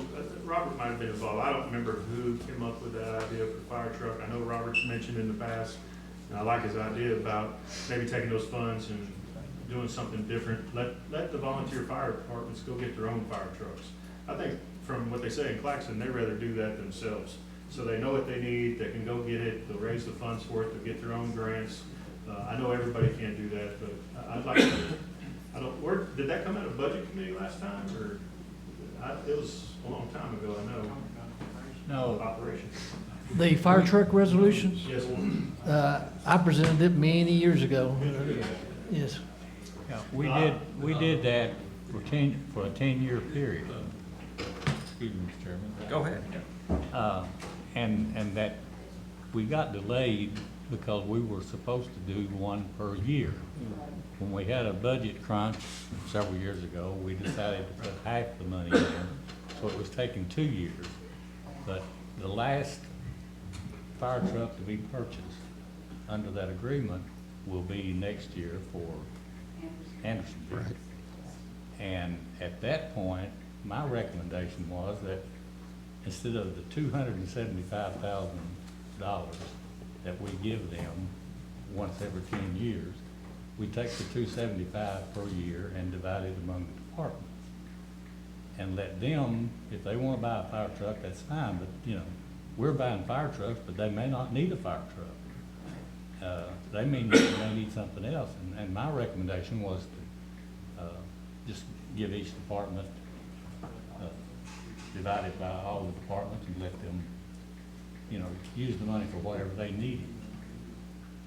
And I think that needs to go back to the fire commission, and they need to actually vote on it. That way all the fire chiefs are on that fire commission, and, you know, they could, if that's agreeable with them, that would be my recommendation.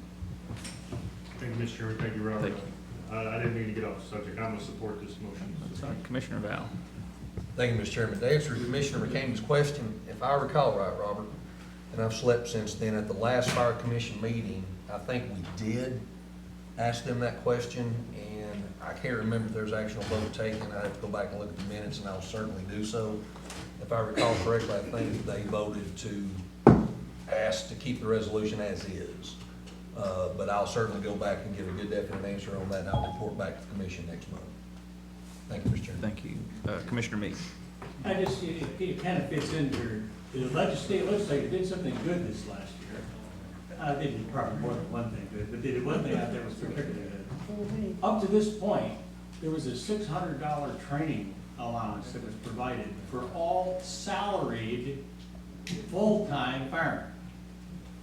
Okay, and this year, they passed it that the volunteer firemen also get the same $600 allowance for their training.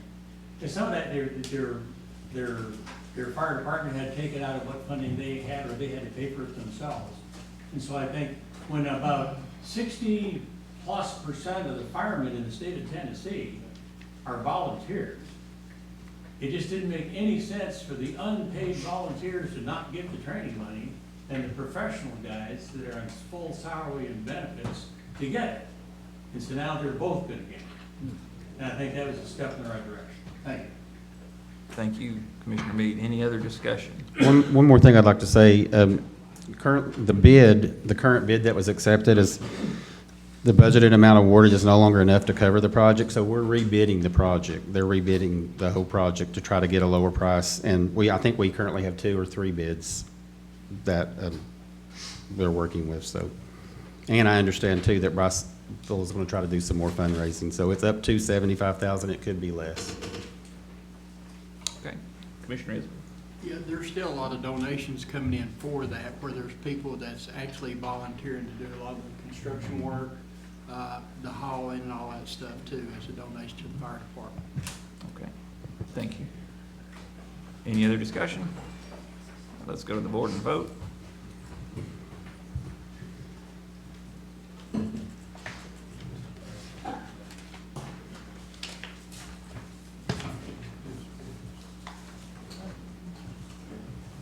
Commissioner Jameson, Denver, Creasy. All right. Motion passes unanimously. Thank you, Commissioner. It was your turn to be the last one, Commissioner Denver. For the lack thereof. Yeah. Roger in the house. No, I texted him and he's gonna do something. Okay, to each of y'all tonight, I gave you a new handout with when I first additionally did the agenda, Group 7 miscellaneous, the title printed, but nothing printed under it. But under your handout I gave you, it's on the second page, under Group 7 miscellaneous. Under Section A, sports gaming privilege tax. There wasn't any action taken, but I want to explain that we're now receiving revenue from sports gambling. The county, each county is based on population. We've received so far $12,340.80. We'll get another payment for the last quarter. This is by law a restricted revenue. If not spent in the current year collected, it will roll into a restricted code, and we've established code 101-34545 SGPT. This money can be transferred to any fund by legislative body, but first deposited into the general fund. This money can be used for local infrastructure projects, including without limitation transportation and road projects, as well as public buildings. But I just wanted to make you all aware that we are receiving money for sports gambling privilege tax. So, is there any questions on that? Questions for Robbie? There it is. Yeah. Commissioner Wandell. Thank you, Mr. Chairman. That money sounds like a perfect spot for the volunteer fire department. How do we go about that process? Do I make a recommendation or a motion to send it to the finance or budget to consider? I'll second it.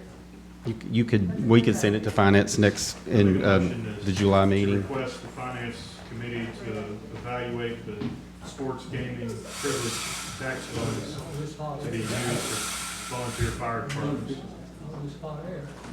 Thank you, Mr. Chairman. We got a motion. Commissioner Wandell, seconded by Commissioner Isbell. Any discussion? I'll put that on the July agenda for the budget committee. All right, let's, I guess we just do a voice vote on that. Whatever you want to do, Mr. Chairman. All those in favor? Aye. Any opposed? Motion carries. Section B was the volunteer fire department. We've already discussed it, and there was a motion. Section C, the CDBG water grant. It also, like the volunteer fire department, the cost increase for the new water line, the initial cost has increased so much. But the mayor was simply explaining that we do have a chance to use the ARP money we are going to receive a lot of people want to use that for water projects, and we can pay for that with those increased costs with that money once we receive it. And then that's going to be discussed at our workshop this month. Oh, Commissioner Wandell. Mr. Chairman, just clarification, that CDBG water line grant, what location? Is that Judson. It runs all the way to Union County. I remember her. Is it already underway, or? We already do have, we have put that in this current budget right now, this fiscal year, but we've only spent just a very little of it. It is in next year's budget also. Great. But there is an increase to the project, so. Great project. Thank you. And under Section D, new business, there were several budget amendments that we've already approved in the budgets, on the agenda, so I won't go into that. In Section F, old business, there was none. And I do have under Group 8, additional items not discussed during the Budget Committee. I also, with what I handed out tonight, that's attached to it. There were I have 7 budget amendments on here. I put 6 on this. Today, we had a power outage at the courthouse, and apparently a computer in the property assessor was affected. It fried it. It's no longer working, so we had to move money to purchase a new computer for them at the last minute. So that's the reason for that budget amendment. And I do apologize for all these, but this is the month of June, and we are trying to get our budgets, and cleaned up and in order for the auditors. So, Motion to approve as a group by Commissioner McCamey, seconded by Commissioner Wandell. Yes, sir. Any discussion? Okay, let's go to the board and vote.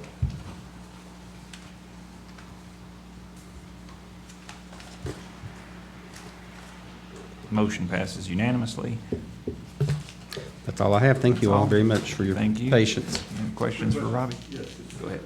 Robbie, ARP funds you've mentioned. Yes. How's that coming along? We have everything in place to receive those funds.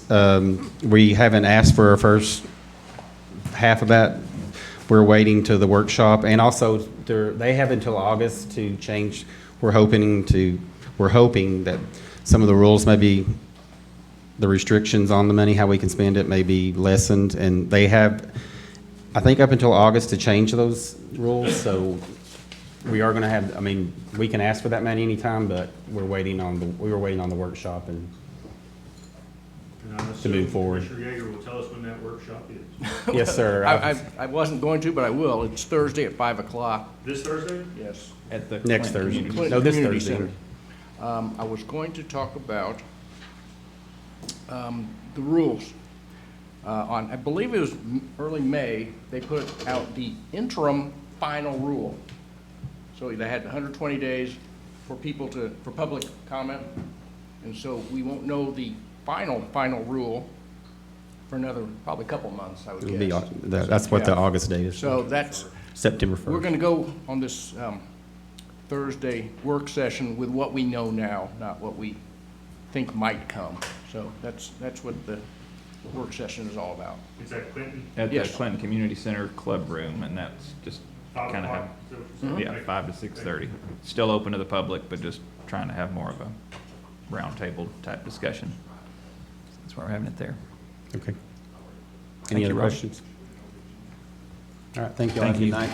Mhm. Okay, next, no report by the Director of Schools. Unless you have any questions. Any questions for Dr. Parrott?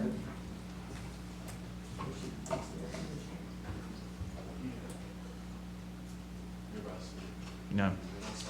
No questions? Good. Thank you. Thank you for being here. Mayor Frank was unable to be here tonight. She referred to Commissioner Fritz and Wandell about the action item. She's got one action item here, the proposal for civil engineering services for Pine Meadows subdivision preliminary assessment. She said y'all were familiar with that. That contract has been approved by my That's been office. approved? Okay. Is that, do we need to take any action on that? It's up to you. That'll start the evaluation study at Pine Meadows immediately. Commissioner Wandell. Mr. Chairman, I was able to get the information last week and look at it. It looked like it was basically going to provide an assessment from a civil engineering standpoint on the roads, the sewer. I think they're going to take a quick look at zoning, maybe look at the types of Several zoning. issues, including a total cost. Yeah. So this is a preliminary report. The mayor sourced this firm. Yes, sir.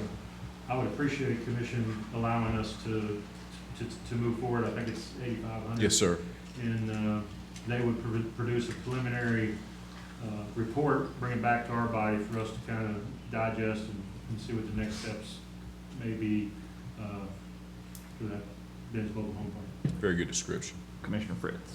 To follow up on what Commissioner Wandell was saying, I strongly encourage the mayor to put this on her agenda to bring it forth, because this is the right move to go and action to take, and we don't need to wait on it. No, she thought we might wait a month and bring it back next month, but no. I looked at it and read it, and I thought it was action, and we need to move on it now. Thank you, Commissioner Fritz. Commissioner Mead. Yeah, when you're getting ready to go into something that could end up being a multi-million-dollar project, it makes a lot of sense to spend a little money to make you do what you really want to do. So I'm fully supportive of this. Good point. It's your motion, Commissioner Yeager.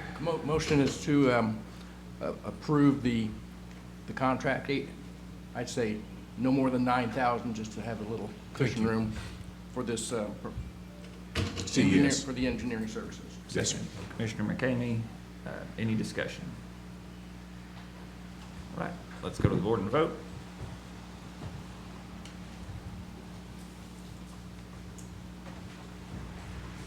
Motion passes unanimously.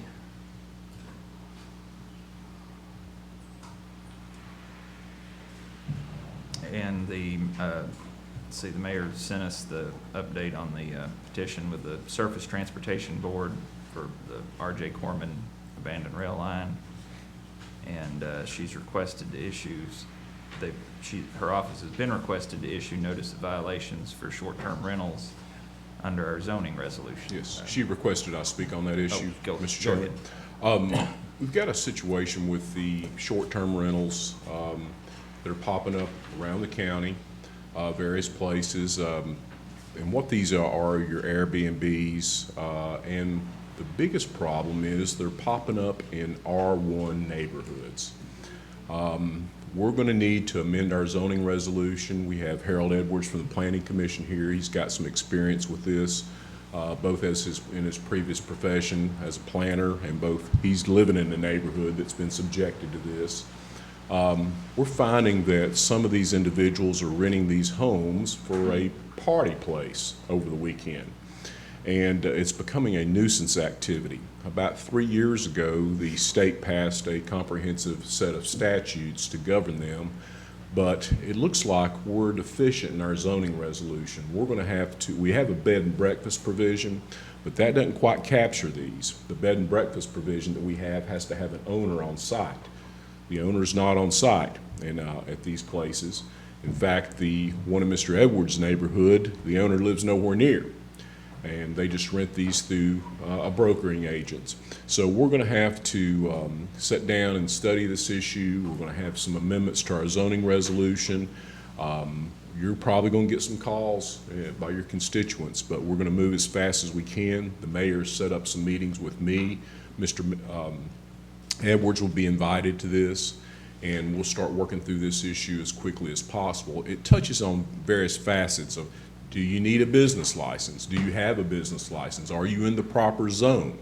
What regulations are we going to impose on these operations? But we need to take some action. You might have heard me talk about this about 4 or 5 years ago, what the city of Nashville went through.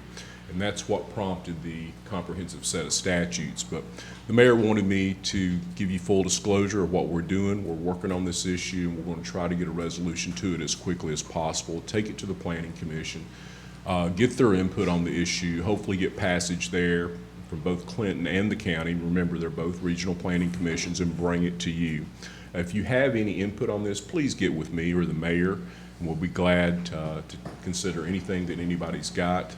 And again, we'll be working with Mr. Edwards and also Joe Barrett with the East Tennessee Development District. He's written us a memo on it.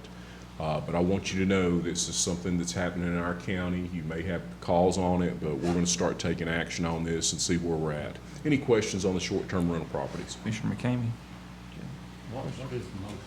There is no motion. Yeah, well, Commissioner Wendell's got one. We hadn't heard Make it. a motion to forward to the Planning and Zoning Commission. Is it Planning Commission? Planning Commission, we haven't got it drafted yet, but that'll be the next step. To forward to the Planning Commission to request that they develop short-term rental procedures and protocols to address these notice of violations and report back to the Commission. Seconded by Commissioner Dendenberg. Commissioner McCamey, discussion. Jay, would these short-term rentals be subject to the hotel motel tax? They are. The And strange thing about that, Commissioner McCamey, very good point, is under these comprehensive regulations that the state passed, the broker is responsible for collecting those, not the individual homeowner. when Mr. Cole receives the check from the Department of Revenue, it's not broken down by location. It's one group check, and it's very difficult for us to even audit it. So we're totally dependent upon the accuracy of the broker and their goodwill in reporting this truthfully to us. But that seems to be an issue that we need to address with the state. It's going to be very difficult for us to audit those numbers, much different than what we have at the hotel motel occupancy tax we have by private act here. Commissioner Eads. Thank you, Mr. Chairman. Just speaking on behalf of the Planning Commission and Harold, we've already started conversation on that because it was brought up and they're being very proactive about this situation. Thank you so much. Any other questions I can answer on this issue? Thank you for your time. Okay, got a motion by Commissioner Wandell, seconded by Commissioner Denenberg. All those in favor? Aye. Any opposed? Motion carries. And I guess that was all that the mayor had. Next, we'll move on to the law director. Did we miss Dr. Perry? No, he didn't have a report. Okay. Well, I'm going to talk good about you, Dr. Perry, if I get a chance here. Thank you, Mr. Chairman.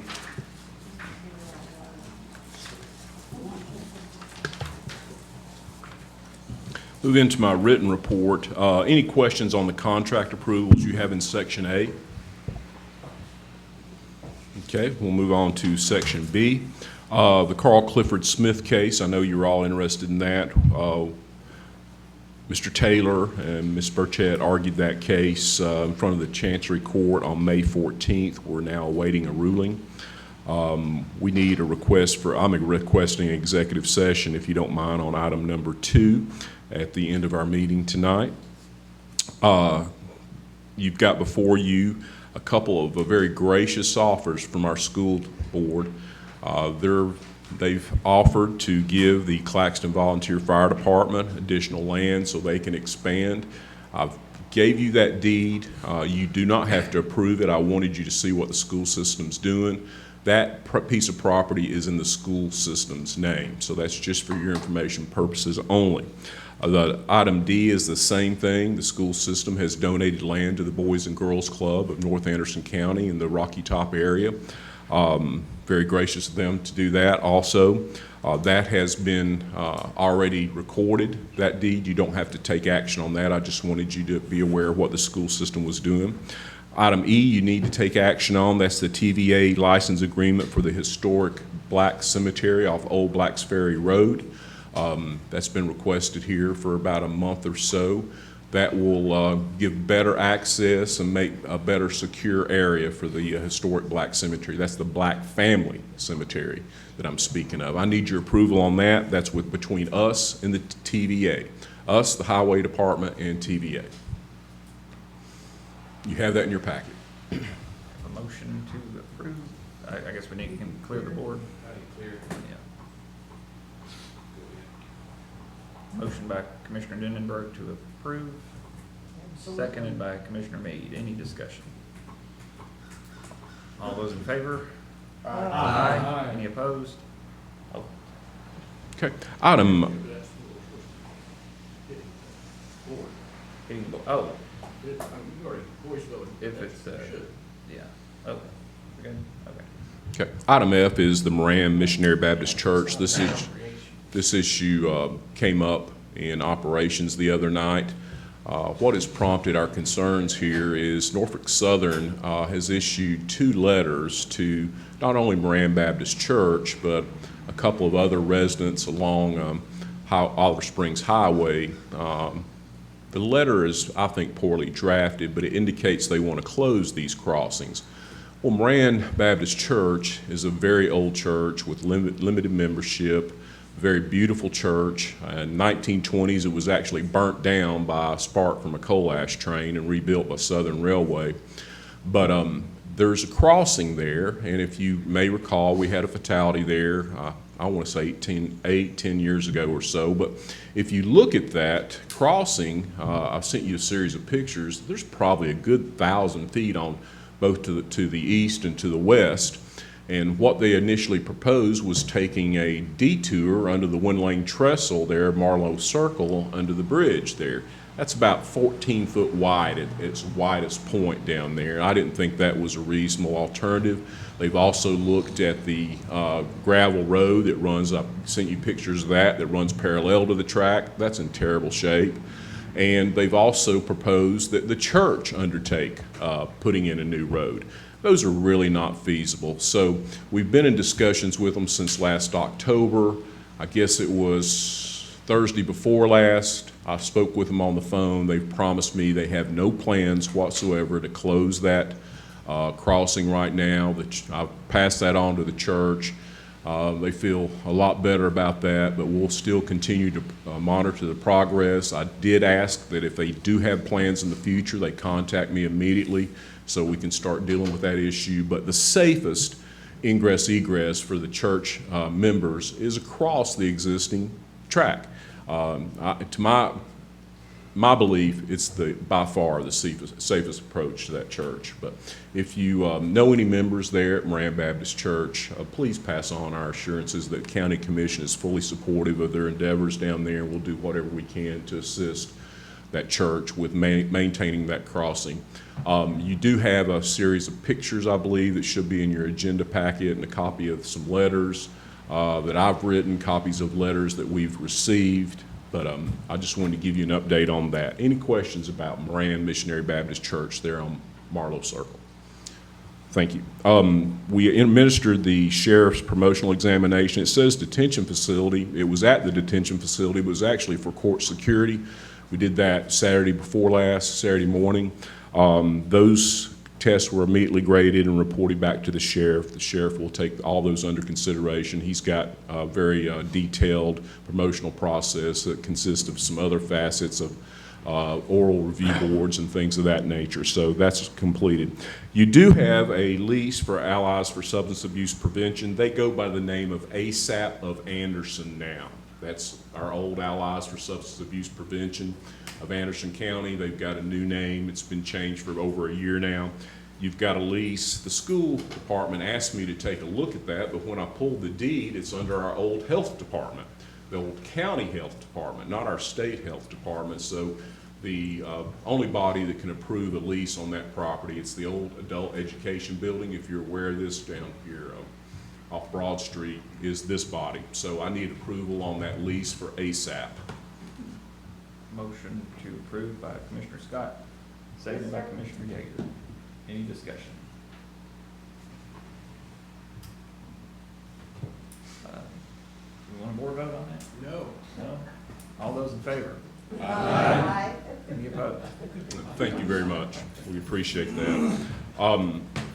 The next item, I have V.L. Stonecipher, our great friend, former member of the County Commission, former director of schools, and he's now the charter chairman. And V.L., if you come up, and he's got a presentation for you on the outside council agreement. Now, I want to tell you, if you do remember this, we've been ordered by the court under an agreed order to get this charter done, and it has to be done by outside counsel or actually reviewed to make sure it's compliant. The people that have submitted the contract to us is the former Knox County Law Director that was there during the whole Black Wednesday mess. One of his law partners actually was on the original Knox County Charter Commission and had a lot to do with the drafting of that. So, BL, thank you, sir, for coming in. Okay, when we went to court and told we were told to write a charter, so we've gone about that business, and it's getting close to being completed. But we also have a plan, and I'll briefly describe that plan to you. First part was to create a basic plan relative to present form of government in layman's terms, simple and easily understood. Each charter commissioner submit in writing any amendment, article, or ordinance relative to the basic plan. The charter commission will vote on each item submitted for consideration. We've been doing that. Each office holder, elected official, and department head will be given an opportunity, an opportunity to review what is applicable to their office or department. And then a final draft charter will be voted on by the Charter Commission for submission to outside counsel for legal editing and review. So that's where we are with it, and that's why we're asking that this contract be approved. Now, we did have one earlier, but that person they accepted a new position, and their present or new employer didn't want them doing any outside work. So this is where we are, and there's a lot of pluses to it, because once this is completed, it's not the Charter Commission's duty to go out and encourage people to vote one way or the other. It's our job to submit it and to explain it.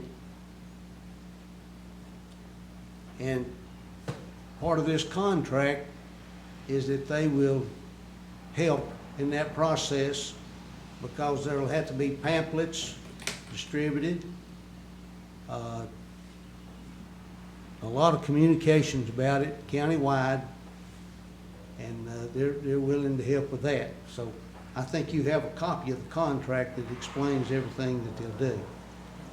And I'd like to encourage you to support this, because we are winding down, and this is a critical part of it. Jay Yeager has worked tirelessly on this, and he's helped, and I can't thank him enough, but we don't want to get in a situation where if we don't dot every I and cross every T, and we end up with a charter form of government, and you end up in court, that it could cost millions, and I know, and that's happened in Knox County. So hopefully we won't be in that mess, but that's why I look at it as preventive maintenance. Thank you, Mr. Stone Cipher. We've got a motion by Commissioner Fritz to Approve the contract. approve the contract, seconded by Commissioner Smallridge. Any discussion or questions for Chairman Stone Cipher? Commissioner McCain. Do y'all have money?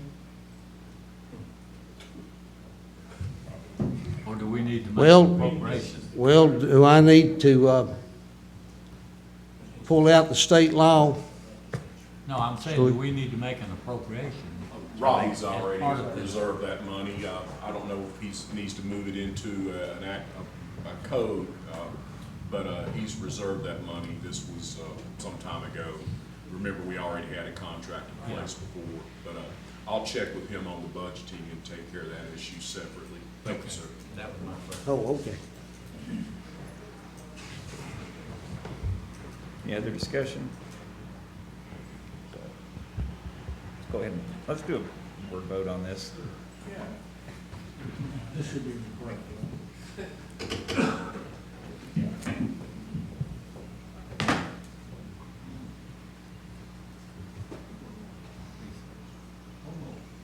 Got one more. Commissioner Scott?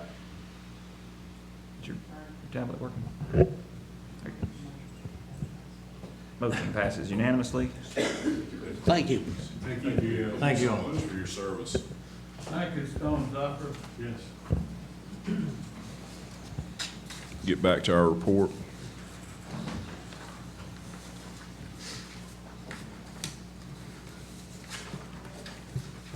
Yeah, Jeff, pick up another sheet of paper there, bud.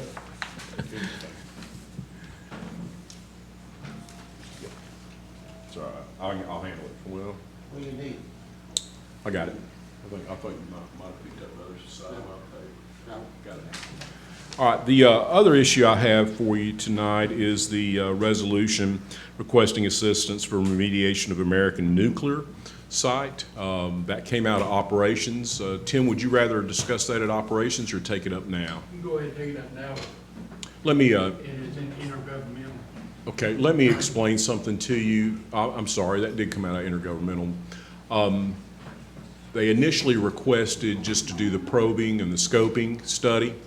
And Commissioner Denenberg did some great research on this, and she's actually found where TDEC's been doing the scoping study. Actually gridded the property, and we've got scoping studies back, I don't know what, 5 or 6 years, interval periods. So I wrote this resolution a little bit broader. I went ahead and asked for additional assistance of infrastructure money from the state, TDEC, and also the federal government, the DOE. I want to remind you, and I think Commissioner Fritz is going to applaud this is not our problem. They made it our problem. Anderson County had nothing to do with why that piece of property is contaminated. It was left by an individual, and he filed bankruptcy. He was insolvent, and TDEC had to take control of it. There was nothing that we know of that Anderson County did to cause this mess, but our citizens are left holding the bag on it. And we're going to try our best to get the state to pay for it or the DOE to pay for it. We do know, we've got receipts that show that the product, the cobalt and cesium, was purchased from Union Carbide on the labs, and it did not come from us, or we had no funding in it. And but we've got to get it cleaned up. And you've heard me speak about this before. It's on the doorstep to Blockhouse Valley, and that has just been released by TDEC for us to do recreational and educational purposes. We can start putting whatever design you want in place there, but we got to get rid of American Nuclear. And it's time that we get some federal money and state money. It's been sitting there way too long. A great question was asked at intergovernmental of how long is TDEC planning on letting it sit there? Well, we had heard years ago from Representative Hackworth that they were waiting for the half-life. The half-life on cobalt and cesium is 30 years. Well, it's been down there over 50 years. Well, TDEC announced to us that it's 10 times the half-life. So 300 years minus 50, we've got another 250 years on that, and I don't think any of us are going to be around, but our citizens will still be here, and I'm sure that area will be more densely populated. So we're going to try our best to get some movement on this from both the state and federal government and get this place cleaned up and move forward with it. But if you would, I'm asking for approval of this resolution. You have it tonight, and I'd like to get this done. Thank you.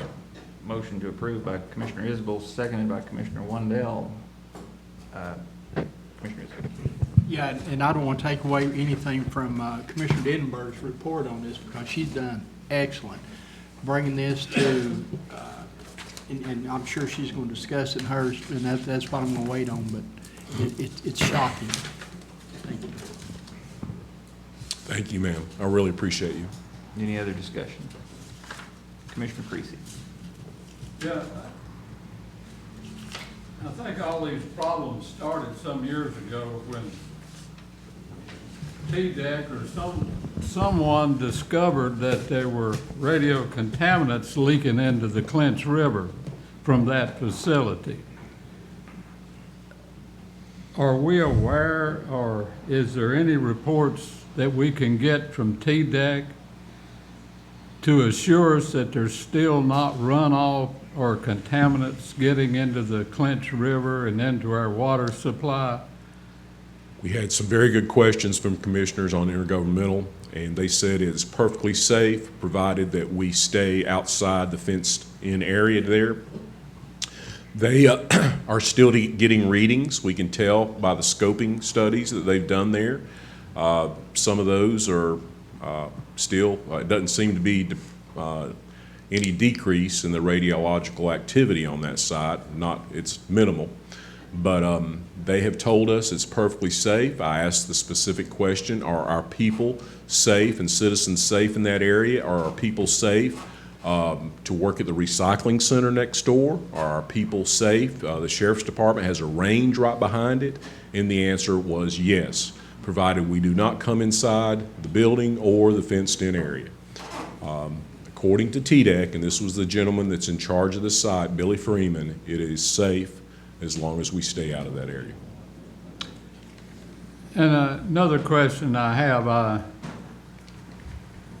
assume that we may have acquired that property through that bankruptcy or a tax sale or something. How did Anderson County? We don't have it. We don't own it.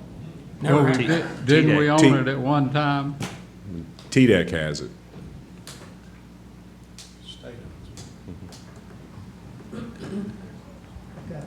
Was there was a motor pool facility there or something? Is that It was what? years and years ago But that we just utilized lease it for that. from the state or That's something? what I'm referring to, is, TDEC has the deed. It's a restricted deed. It's recorded at this time. Commissioner Fritz? thank you for that. Thank you. Even though TDOT owns the deed and everything like that, the people in the area that has well water can't use the wells. So, I mean, so it's definitely affecting the citizens all throughout that area there. Thank you, sir. Any other discussion? Commissioner Wandell? Thank you, Mr. Chairman. Just to give people at home a reference, this property is off Blockhouse Valley Road up to the old dump area. Jay, in this resolution, I apologize, I haven't had a chance to look through it, certainly supporting. okay. I know you do. When are we gonna ask DOE to help us? It's in there. Okay, Mhm. so. I added that portion into So we are gonna approach DOE on this, because we did it, what, in 2010? We'll get 2008 and 2010 with your assistance. We approached DOE on it. Well, I'll wait till the intergovernmental and hear more and we'll have comments there, but I support this. Thank you, Jay. Thank you. Commissioner Creasy? Yeah, I guess I paused too long between my questions and I lost my position. You're still here. The other question I had, could you explain to me and to the audience the definition of scoping? I'm not sure I'm familiar with that term. It's And I'm based- sure there may be someone in the audience that may not be also. So It's could you kind of based- explain what I'll try my the best. scoping is? They put a grid pattern on the property. It looks like they're using 3x3 squares. They take a soil sample so many feet down and analyze that soil. We do know from bits and pieces that we've gathered over the years, there's a large amount of radioactive debris encapsulated in concrete and buried there on the side yard. And I believe that's why the maps I sent you, there's two separate parcels there. I believe one area is very hot compared to the other ones. So that's what the scoping is, to determine where those hot spots are? And take measurements and compare those with past readings from years gone by. Thank you very much, and I apologize for Oh, no taking up problem. the time. That's our fault. Sorry we cut you off. Any other discussion? All right, all those in favor of supporting the resolution, say aye. Aye. Any opposed? Motion carries. Okay, the last item I have for you is the Fireworks Private Act that you requested. That's come back from the General Assembly. It was passed by both the Senate and the House. We have a copy ready to be ratified. The question is, do you want to ratify it now? If you recall, there are sales periods. One of them is coming up right away for the July 4th holiday. In fact, I believe it starts, Steve, if I'm correct, the 20th, yesterday. 20 June. So 25th of July. if we ratify it tonight, Fireworks will be legal in Anderson County this 4th of July. We do not have the permitting system in place. We don't have the fines. We don't have the department that's going to be issuing the permits ready to go. But I was, at first, when I looked at it, I said, well, we're just not ready to bring it in here on July 4th. But some people reminded me that now it's legal to possess fireworks, and it's legal to shoot fireworks, and we don't want anybody prosecuted under the old Private Act. And so that is one benefit to it. But if we had a retail operation come in here and want to set up temporary sales in Anderson County, we're just not ready for them. We would have to turn them down. But ratification of this Private Act right now would allow for people to utilize fireworks on the 4th of July, and it would allow them to possess. If you recall, that old Private Act, you couldn't even possess fireworks. You were subject to a very steep penalty. So it's totally up to you if you want to ratify it now before the 4th of July, or if you want to wait till the next month until we can get more of the details ironed out on which department people are going to go to get their permit, how much this permit's going to be, and some of the other logistical concerns we have with this Private Act. Totally up to you. Commissioner Meade. Yeah, some things I want to put, I've been following this, I'm the chair of the legislative committee. We've been handling this now for a long, long time. And quite a few months ago, this commission passed with a super majority vote to go ahead with this. I want to point out that it was not only was it passed by the House and Senate, it was passed by the House and Senate without a single no vote in either house. It's been signed by the governor, it's been approved by the governor. And basically this is kind of my position. It'll allow possession of common fireworks. It's not all fireworks. All the big fireworks are still regulated by the state very rigidly. Every site has to be inspected by a state inspector. None of that changes, okay? But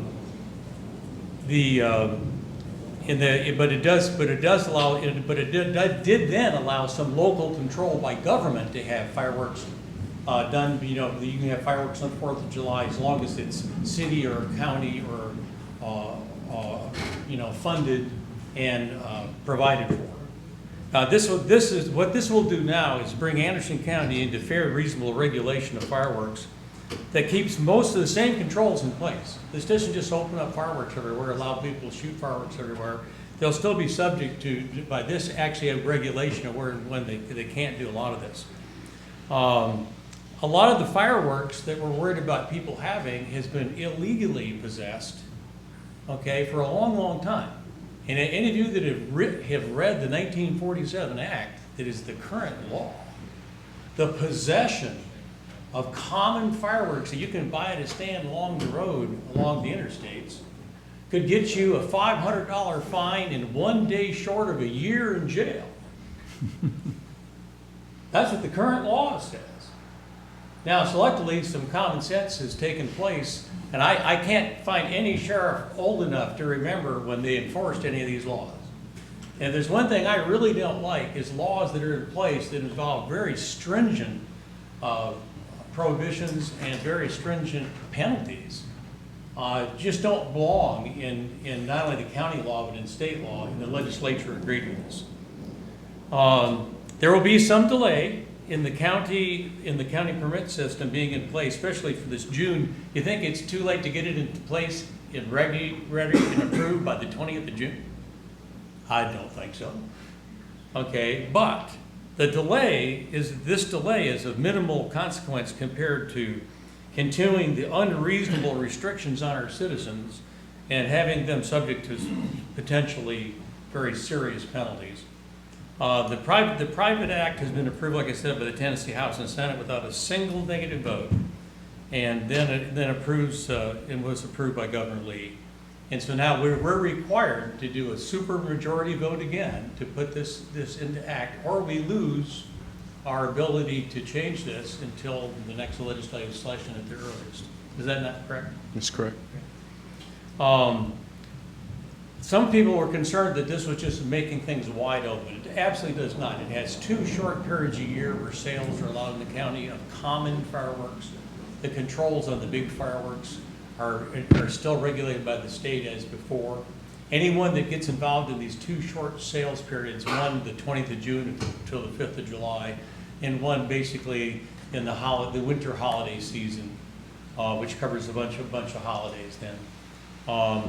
There's just these 2 short periods where we'll have any sales in the county at all. The larger fireworks still have to be purchased from outside the county, so we're not putting anything in place that would encourage people to start making fireworks in the county. But it does give some people, including volunteer fire departments and stuff, the opportunity to do some fireworks sales during those short periods. Because if it was open all the time, I think it'd be hard for nonprofits, because you just can't get volunteers to do something year-round. In fact, it amazes me, we got volunteer fire department that do a heck of a job. And those guys are volunteers year-round and get called out in the middle of the night. So it's kind of amazing. But I think we owe it to the people of the county to go ahead and enact this. And so I encourage your yes vote. We voted on this before, and I think we need to do it again. The only changes from what we presented them were just a couple of minor changes to meet the format requirements of the state government. The meaning and intent and the content is absolutely unchanged. Thank you. Thank you, and we'll get to you in just let's get Commissioner Scott up here and Jay, while how she's, much time do you need to decide who's gonna sell permits, how much the permits are going to be, and whether or not the sheriff can arrest them? I mean, we've got 13 days between now and July 4th. can you use one of the microphones just so they can hear you at home? You have 13 days between now and July 4th. It's not enough time for even a volunteer fire department to order fireworks. That's correct. And turn around and sell them. So I'm asking Jay, how much time do you need in order to come up with notifying the public that it's legal? These are what the rules are. This is how much the permit's going to cost. This is where you purchase it, etc. I don't believe that we should vote yes tonight and allow people to just start selling fireworks tomorrow.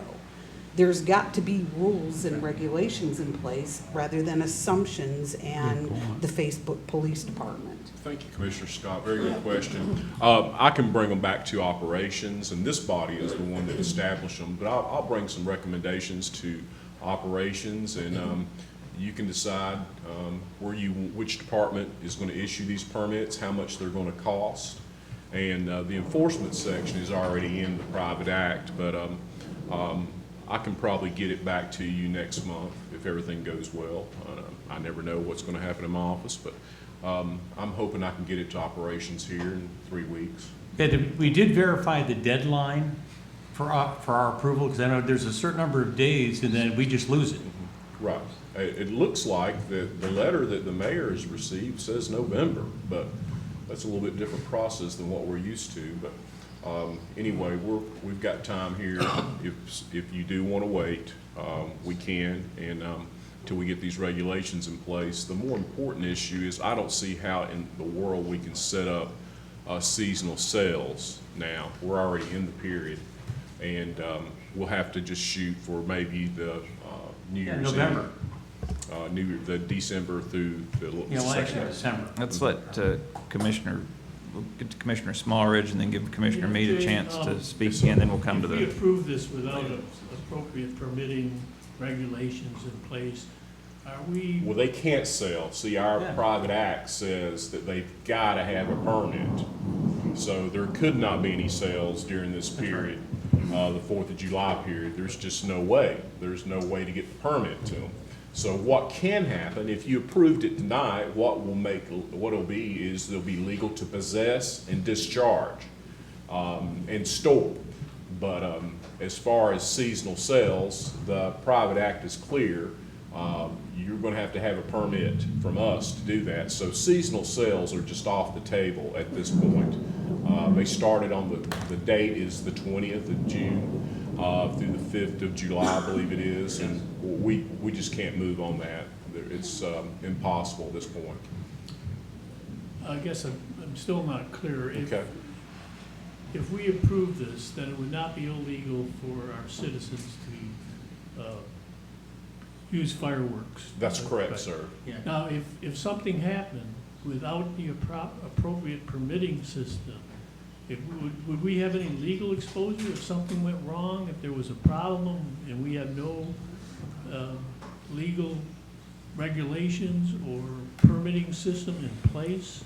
I could see, it's a long shot, but it could happen, I would think. Well, I think somebody could file a deck action saying you've got a private act here that's been ratified and you're not opening up permits, but it sounds like we've got the ability to cure that here within the next month. If I need to talk to planning and zoning and see if they're set up to handle this. We do need somebody to be able to go out to these stands and make sure they have the proper permits. And that's going to, I hate to put it on Danny Phillips. He gets everything in the world, it seems like, and I know he's super busy, but somebody's going to need to handle this task. But as far as liability, it's hard for me to envision liability, but as you know, people sue for about anything these days. Very litigious society right now for some reason. But I think the more reasonable lawsuit would be somebody filing saying you've ratified a private act and you don't have the permit system in place, and we could get that. I think we can get that set up in a month or so. Commissioner Meade. I just worry, I want to be sure we don't have any exposure, and I know Yes, sir. anybody can file a lawsuit, but still, I could possibly see some potential exposure here. Yeah, I just heard the adage in a case I was involved in a few weeks ago. Somebody said a ham sandwich can get indicted by the grand jury, and the other attorney says, well, a ham sandwich could file a lawsuit. And they're all true here. Commissioner Meade. Yeah, I think it's important to realize that, all this concern about, gee, if we pass this tonight, everyone is going to start selling fireworks all over the county. And that's just not true. This new act, if we put it into place, it absolutely prohibits the sale except on very specific dates and with very specific licenses. And if it takes us till the winter holiday season to have all this really in place and ready to go, I just can't see where there's anything that can happen. Additionally, the city of Oak Ridge can regulate fireworks the way they want to within their own city, right? This is, if you look at it in the history of this is countywide. It's an Anderson County private act, and they can pass stuff that's more stringent. They can pass more stringent, yes, sir. Yes. You can. That is all true. And so if they wanted to say no fireworks being used by the public in the city of Oak That Ridge, is true. they could do that. That is true. And I really don't have a lot of problem with additional regulation in heavily populated areas. I don't think anybody does. But countywide, to have a law that you can spend a year in jail for possessing common fireworks can be purchased along the road, many people don't even know. I just think that kind of law, having it in place, is an embarrassment to the county. And if we delay a month, because it's going to change nothing except leave a really egregious act in place for another month. Mr. Chairman, we got to. Yeah, I was going to say, she's been here before we get to Thank you. Commissioner Wandell. If you'd like to just give us your name and address, and if you could keep your remarks to 3 minutes. For dressing like this. We were working all day, and then I just came straight here. So my name is Tracy Parker. I live at 2602 Cross Creek Drive in Maryville, Tennessee. So I came a couple months ago, 2 or 3 months ago, and just presented the idea of possibly allowing fireworks. Our family owns a fireworks company in Maryville. I missed a couple of meetings. My dad passed away on the 26th, and so I didn't actually know that you guys voted to allow it, or I could have come sooner to at least help y'all through the process. I've been doing this since I was a kid. I did it my whole life with my dad, and especially as he got older, we helped more. Fireworks sounds scary, but they're really not. We're in Maryville and Alcoa, which they're so regulated, especially Alcoa, because they're so densely populated, and they allow fireworks, both cities do. We're in Kentucky. We have a store in Maynardville. We have I have a lot of experience with it. The state is mostly in charge of regulating fireworks. When people import, these cases are tested, they're regulated. We don't get anything unless the DOT has approved them. Everything is approved. Fireworks are really looked at, from the time they are imported to the time they get here. And then the State Fire Marshal's Office really regulates them as well. And they've had the same rules in place for a long time. We're required at all of our locations to get a state fireworks permit.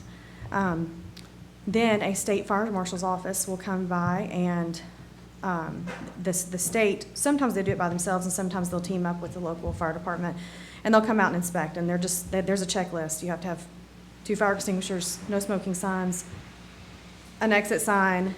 You have to have emergency lighting just in case you lost power and everyone's in your tent and you think it'd be obvious, but it's not always obvious if it's dark. The state already regulates this pretty tight, and we're really familiar with it. We are hoping to have 1 tent in Anderson County for this season. I know you guys haven't had time to get paperwork in process.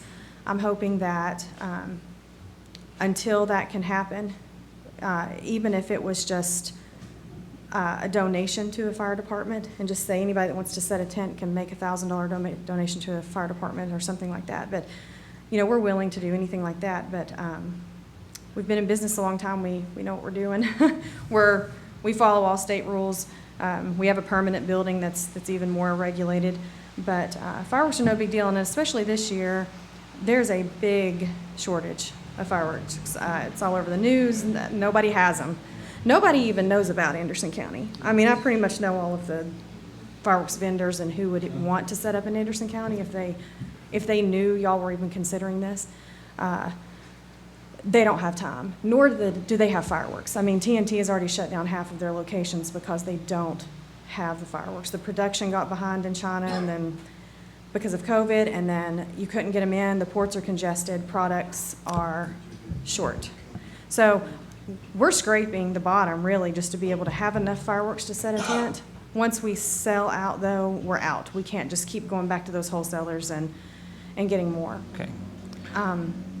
So I'm hoping that you all will, at least in the meantime, approve this location. We work with Terry Turner over at All Occasion Party Rentals. We've worked with him for years, and All Occasions put all our tents up. The state already has all these things in place.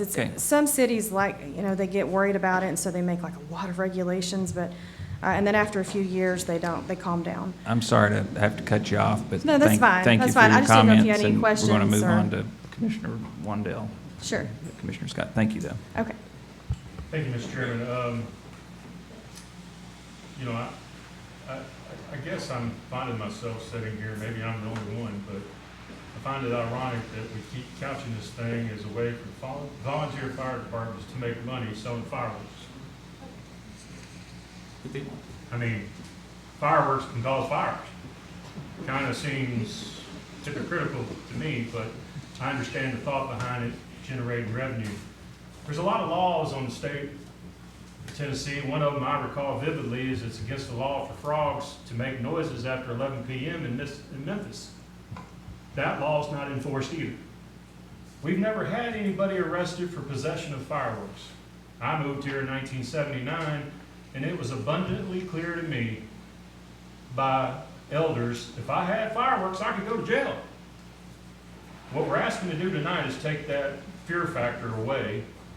And my biggest problem I have with it is I do not want to have on Christmas Eve, a resolution endorsing my neighbors shoot off fireworks on Christmas Eve. I'm not in favor of that. And I think if we vote for this, we are allowing folks to have that right to shoot fireworks on. I'm not interested in hearing my neighbors shoot off even sparklers on Christmas Eve. Now, I'm not here to debate Commissioner Meade. Commissioner Meade does research. Everything he said is correct. I'm not debating anything he says. But for this county, in Anderson County, this one commissioner, I'm not voting for a firework resolution that doesn't have everything in place and the permits. And, you know, I don't have any problem with many companies coming in to selling fireworks. Once we have everything properly done, Mr. Chairman, I'd like to move this on to another committee or something, and let's move on with our business. But it seems like we're taking a lot of time to talk about a law that's never been enforced, ever. I mean, Commissioner Meade even said he's never heard of anybody being arrested. Just because the law's there does not mean Anderson County Sheriff's going to put you in jail, because they can. So I'm going to vote against it tonight. And we've got, okay, the motion by Commissioner McCamey is to approve resolution, seconded by Commissioner Isbell. Before I get to Commissioner Meade, because he's kind of presented the material, but does anyone else have any comments? And then we'll let Commissioner Meade kind of respond and wrap it up, and we'll vote. Okay, Commissioner Meade. Okay, it's something that came up again, is this is going to allow people to just do fireworks any place they want to. It's not enforced now. Nothing really changes. Right now, they can do fireworks almost any place they want to, and they don't seem to do it much. Now, I live right on the city limits, and I got a guy with a rifle range 150 feet from my house. Okay, and that, because he lives in the county, that's legal for him to shoot high-powered rifles with his buddies 150 feet from my house. Okay, and I don't like it. But right now, the way our law is, he can do that if he wants to. But he's the rare exception of taking advantage of something like that. We can take some time. To me, if we don't pass this, there's absolutely no reason to spend a lot of time with our law director writing up all these rules and regulations and all this stuff. I'll also point out that one of the things for funding the fire departments that I think is the most viable is that the fee money collected for people to get licenses would all go to things like the volunteer fire departments. Washington County, which was told to me to be one of the main counties that has their volunteer fire departments, all can sell fireworks, a number of times a year. Guess how many of their fire departments have done that? 2, and only one of them has done it more than once.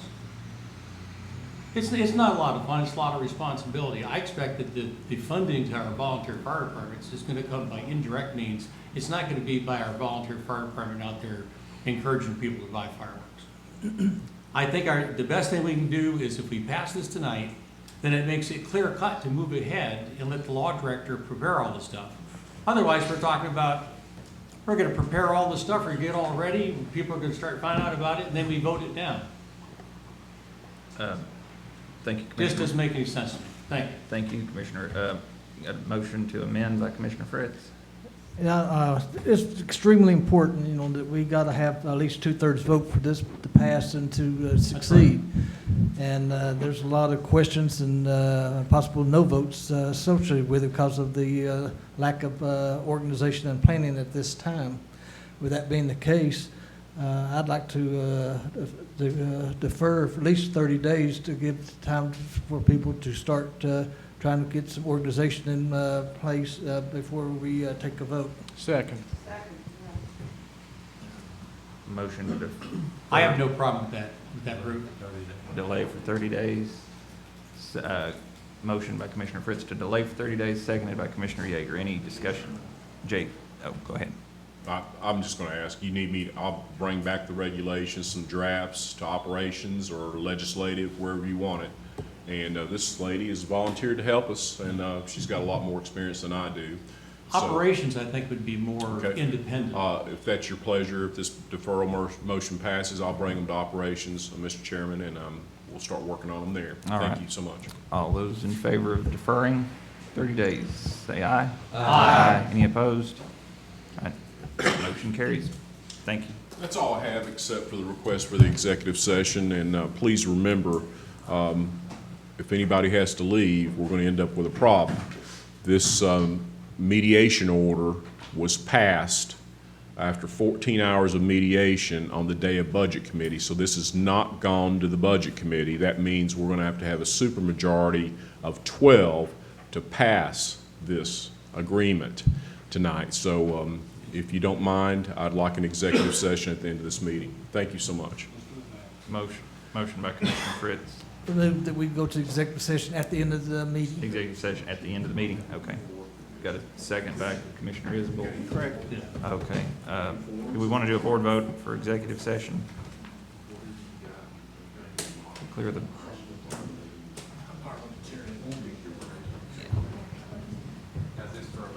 Yeah. Yeah.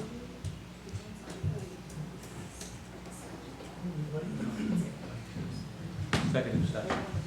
So what are we voting on here? Executive session at the end of the meeting. At the end, yeah. You supported to do it, and then everybody has to leave and stuff. Making sure. Oh, well, why don't they leave? You're waiting for At the end of the meeting. We're gonna go into it at the end of the meeting. Oh, okay, I didn't understand that. Yeah, that way people don't have to. I thought we was going to the. Were you good with that? You wanna vote yes? Just say yes.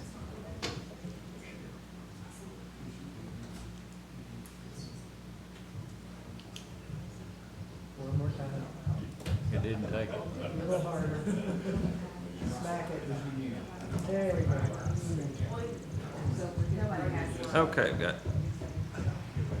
13 yes, 1 abstain, 1 absent, 1 no.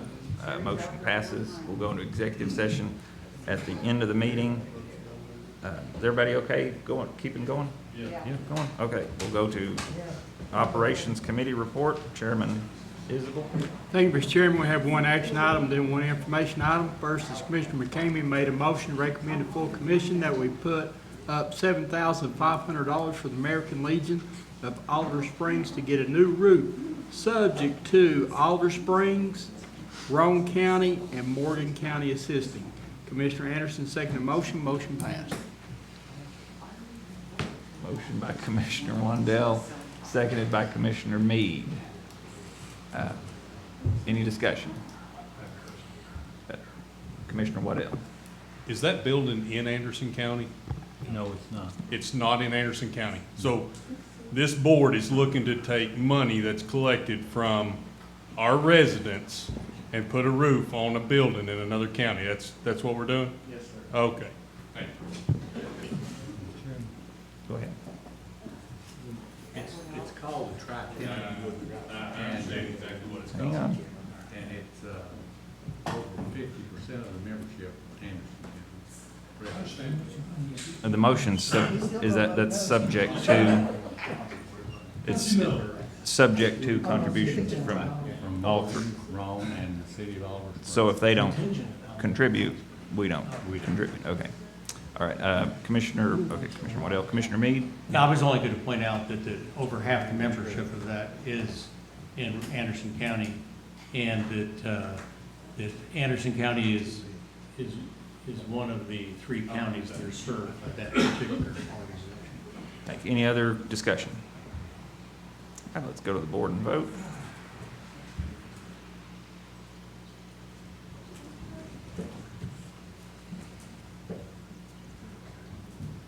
No. 11 yes, 4 no. Motion passes. Next, Mr. Chairman, is Mr. just Chairman. State Go Road ahead. 20. Procedural,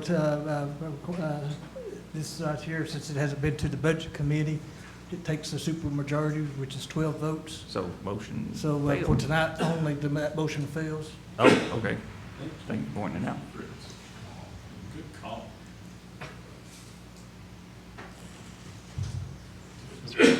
Next is for information only, State Road 25W North of Clinton City Limits. Spoke with the Community Relations Officer, Mark Nagy, and there's currently a resurfacing project proposed for this section in 2022.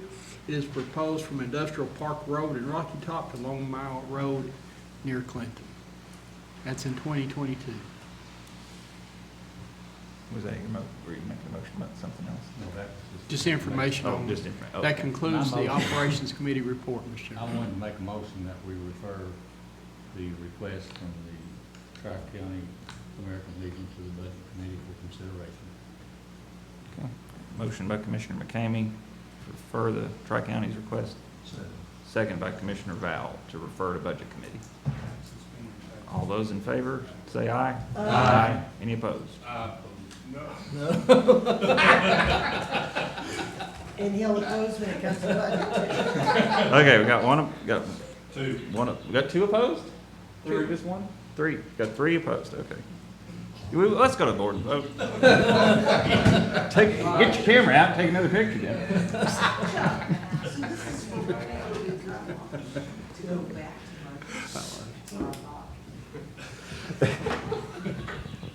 That's a new nickname, huh?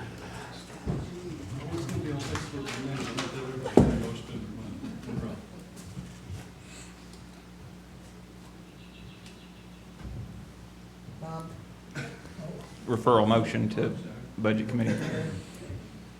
Jerry? Jerry? I was ready to go home. What we doing? We're referring the, Referral to budget. I'm still thinking of the aye vote. Refer to budget. 11 yes, 4 no. Motion passes to refer to budget. This heat's getting to us, I think, a little bit. 11, same.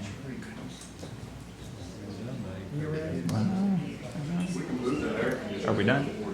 That concludes. That's the end of operations, okay. Next up, intergovernmental. Thank you, Mr. Chairman.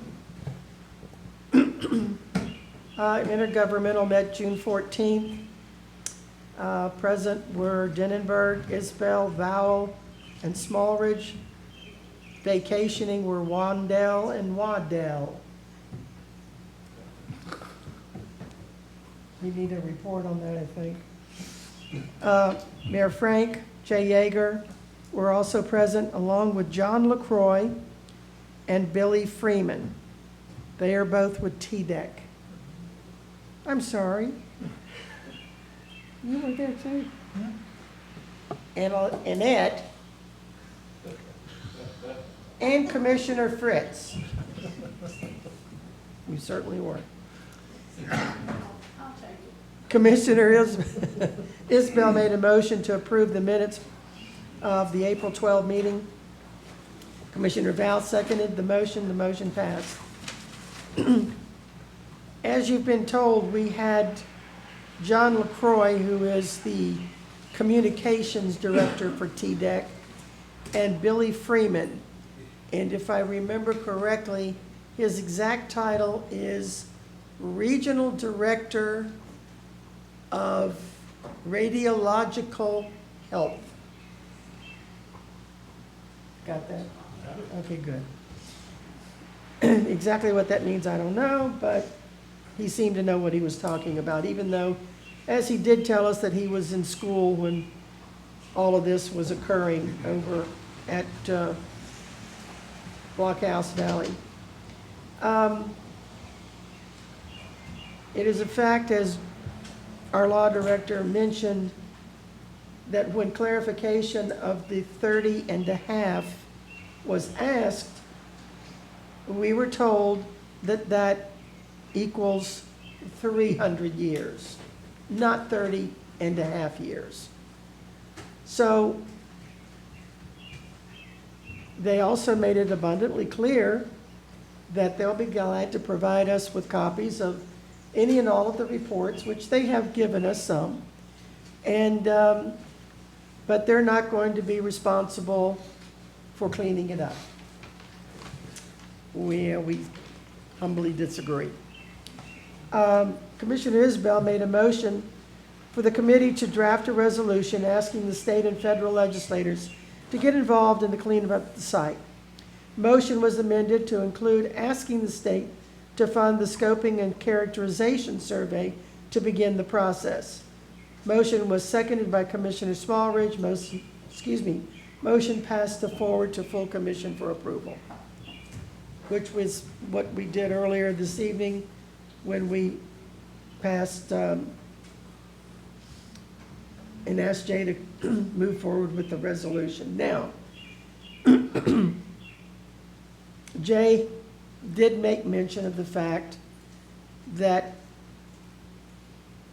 research is being done to go back and look at the owners of the property. Now, we've been told that it was the father-in-law, I believe his last name was Wilder, to the former Jake Butcher.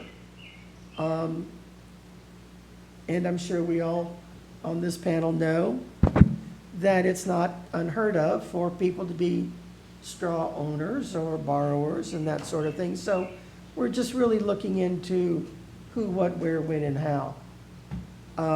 Anybody would like copies of what I'm receiving or finding, I'd be more than happy to share it with you. But I think that we're going to find that once we really look into this, we're going to have a pretty good leg and foot to stand on in asking DOE and TDEC to be responsible for getting that garbage out of our county. One thing that Jay did not mention, when you do pull any documents prior to the state taking ownership, it refers to the land as being, or the property being 6.23 acres. Now it is divided into two separate parcels. The O2 parcel takes in a portion of the house, and it's a very strange configuration. And as Jay has said to me, and which I believe, that the reason that that was sectioned out is because that's where the garbage is. And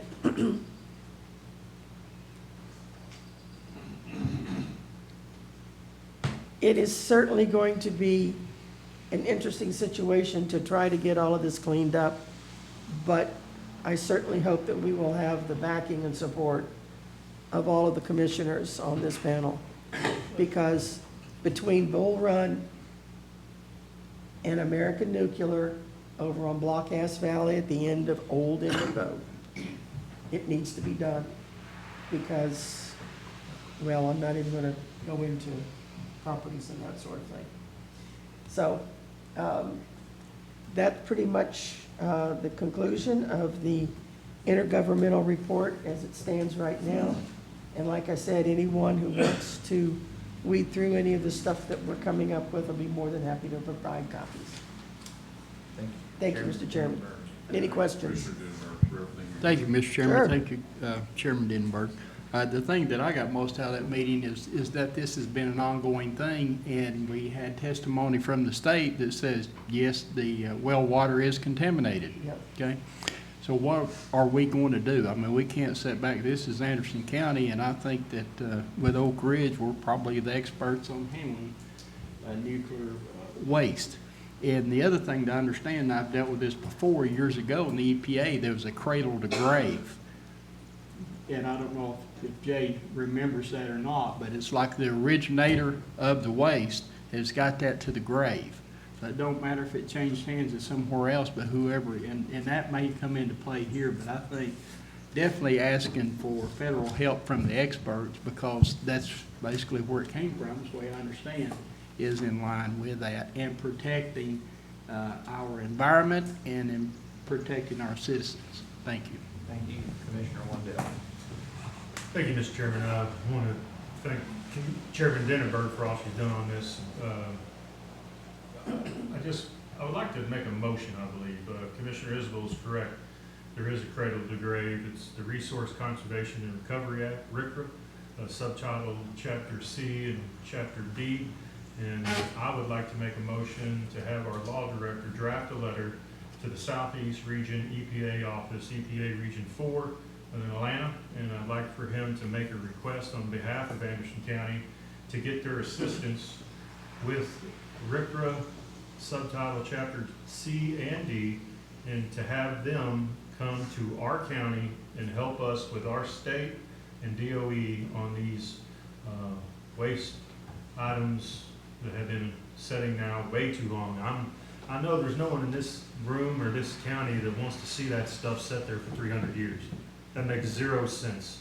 Might make sense to those who own it originally, but it doesn't make sense to the people of this county. So that's my motion, is to send a letter to the Southeast EPA Region 4 Atlanta office from our law director requesting assistance for RCRA Subtitle Chapter C and D. I so move. Second. Use the board if we can. Commissioner Denberg, do you have a comment or? Yes, I do. I just wanted to add that I did call our representative in Section 4. Her name was Tanya Spencer. At least that's what's showing. I have yet to hear back from anybody. So I'm concerned that things may have changed with new administration, and she may no longer be the person in charge, but I'm sure that if we start looking, we can find out who the real person is to get in touch with. Thank you, Mr. Chairman. Thank you. One item on that. TDEC contacted me yesterday and wanted to set up a meeting with their legal counsel, and we've got that set up Thursday at 2 o'clock. Commissioner Denberg, if you're free, would you come by the office and help me with that meeting with their legal counsel? Even if I'm not, I'll be there. To bring in Joseph Sanders. That was the attorney that I spoke with originally back in '08, and another attorney that's worked on this side before. So they're familiar with our request previously in '08 and '10. And if you've got a free minute, please stop by. Time again? I believe it's either 11 or 2. Okay. Contact myself or Nicole. It's on our calendar. We'll give that to you. Thank you. Any other discussion? Commissioner Wandale. Thank you, Mr. Chairman. I'd like to amend my motion to include the state of Tennessee, TDEC, and our state elected leaders as well on that letter to the EPA Region 4. Are you okay with that? Okay. All right. All those in favor, say aye. Aye. Any opposed? Motion carries.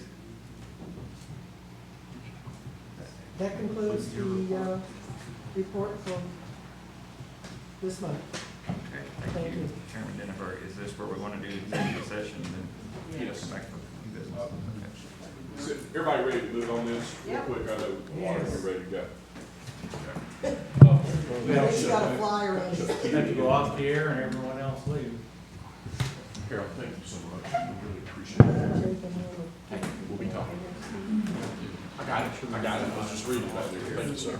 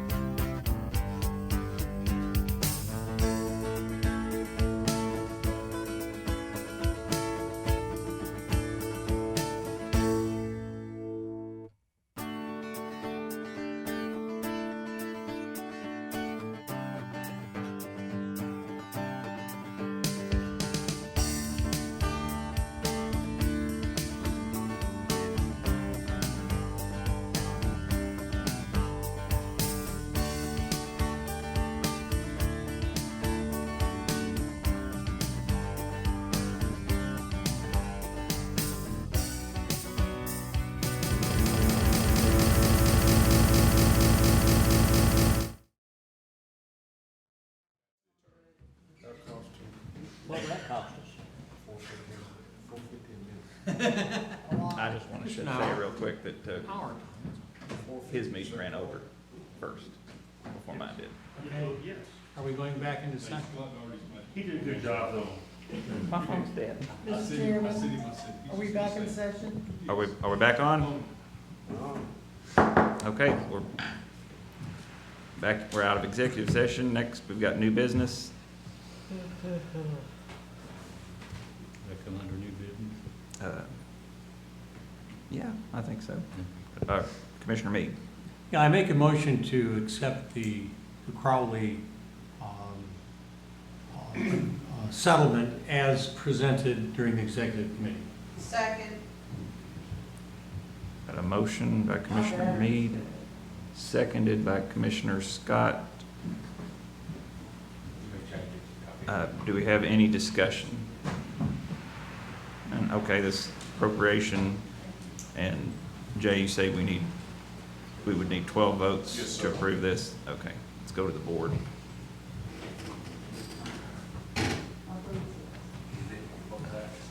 Oh, did it die on you? Yeah. They won't last through a whole thing without being like Teresa's not gonna be able to vote. that. No, he's. I'm marking, I'm marking for her. I'll stand in the middle of the line and get mine. There you go. 15 yes, 1 no, motion, 14, I'm sorry. 14, we got 1 absent, 1 no, motion passes. Any other new business? Let's go home. Old business, we'll scratch COVID off. All right. Motion to adjourn. Thank you all. Have a good evening, everybody. Take care. Be safe. Oh.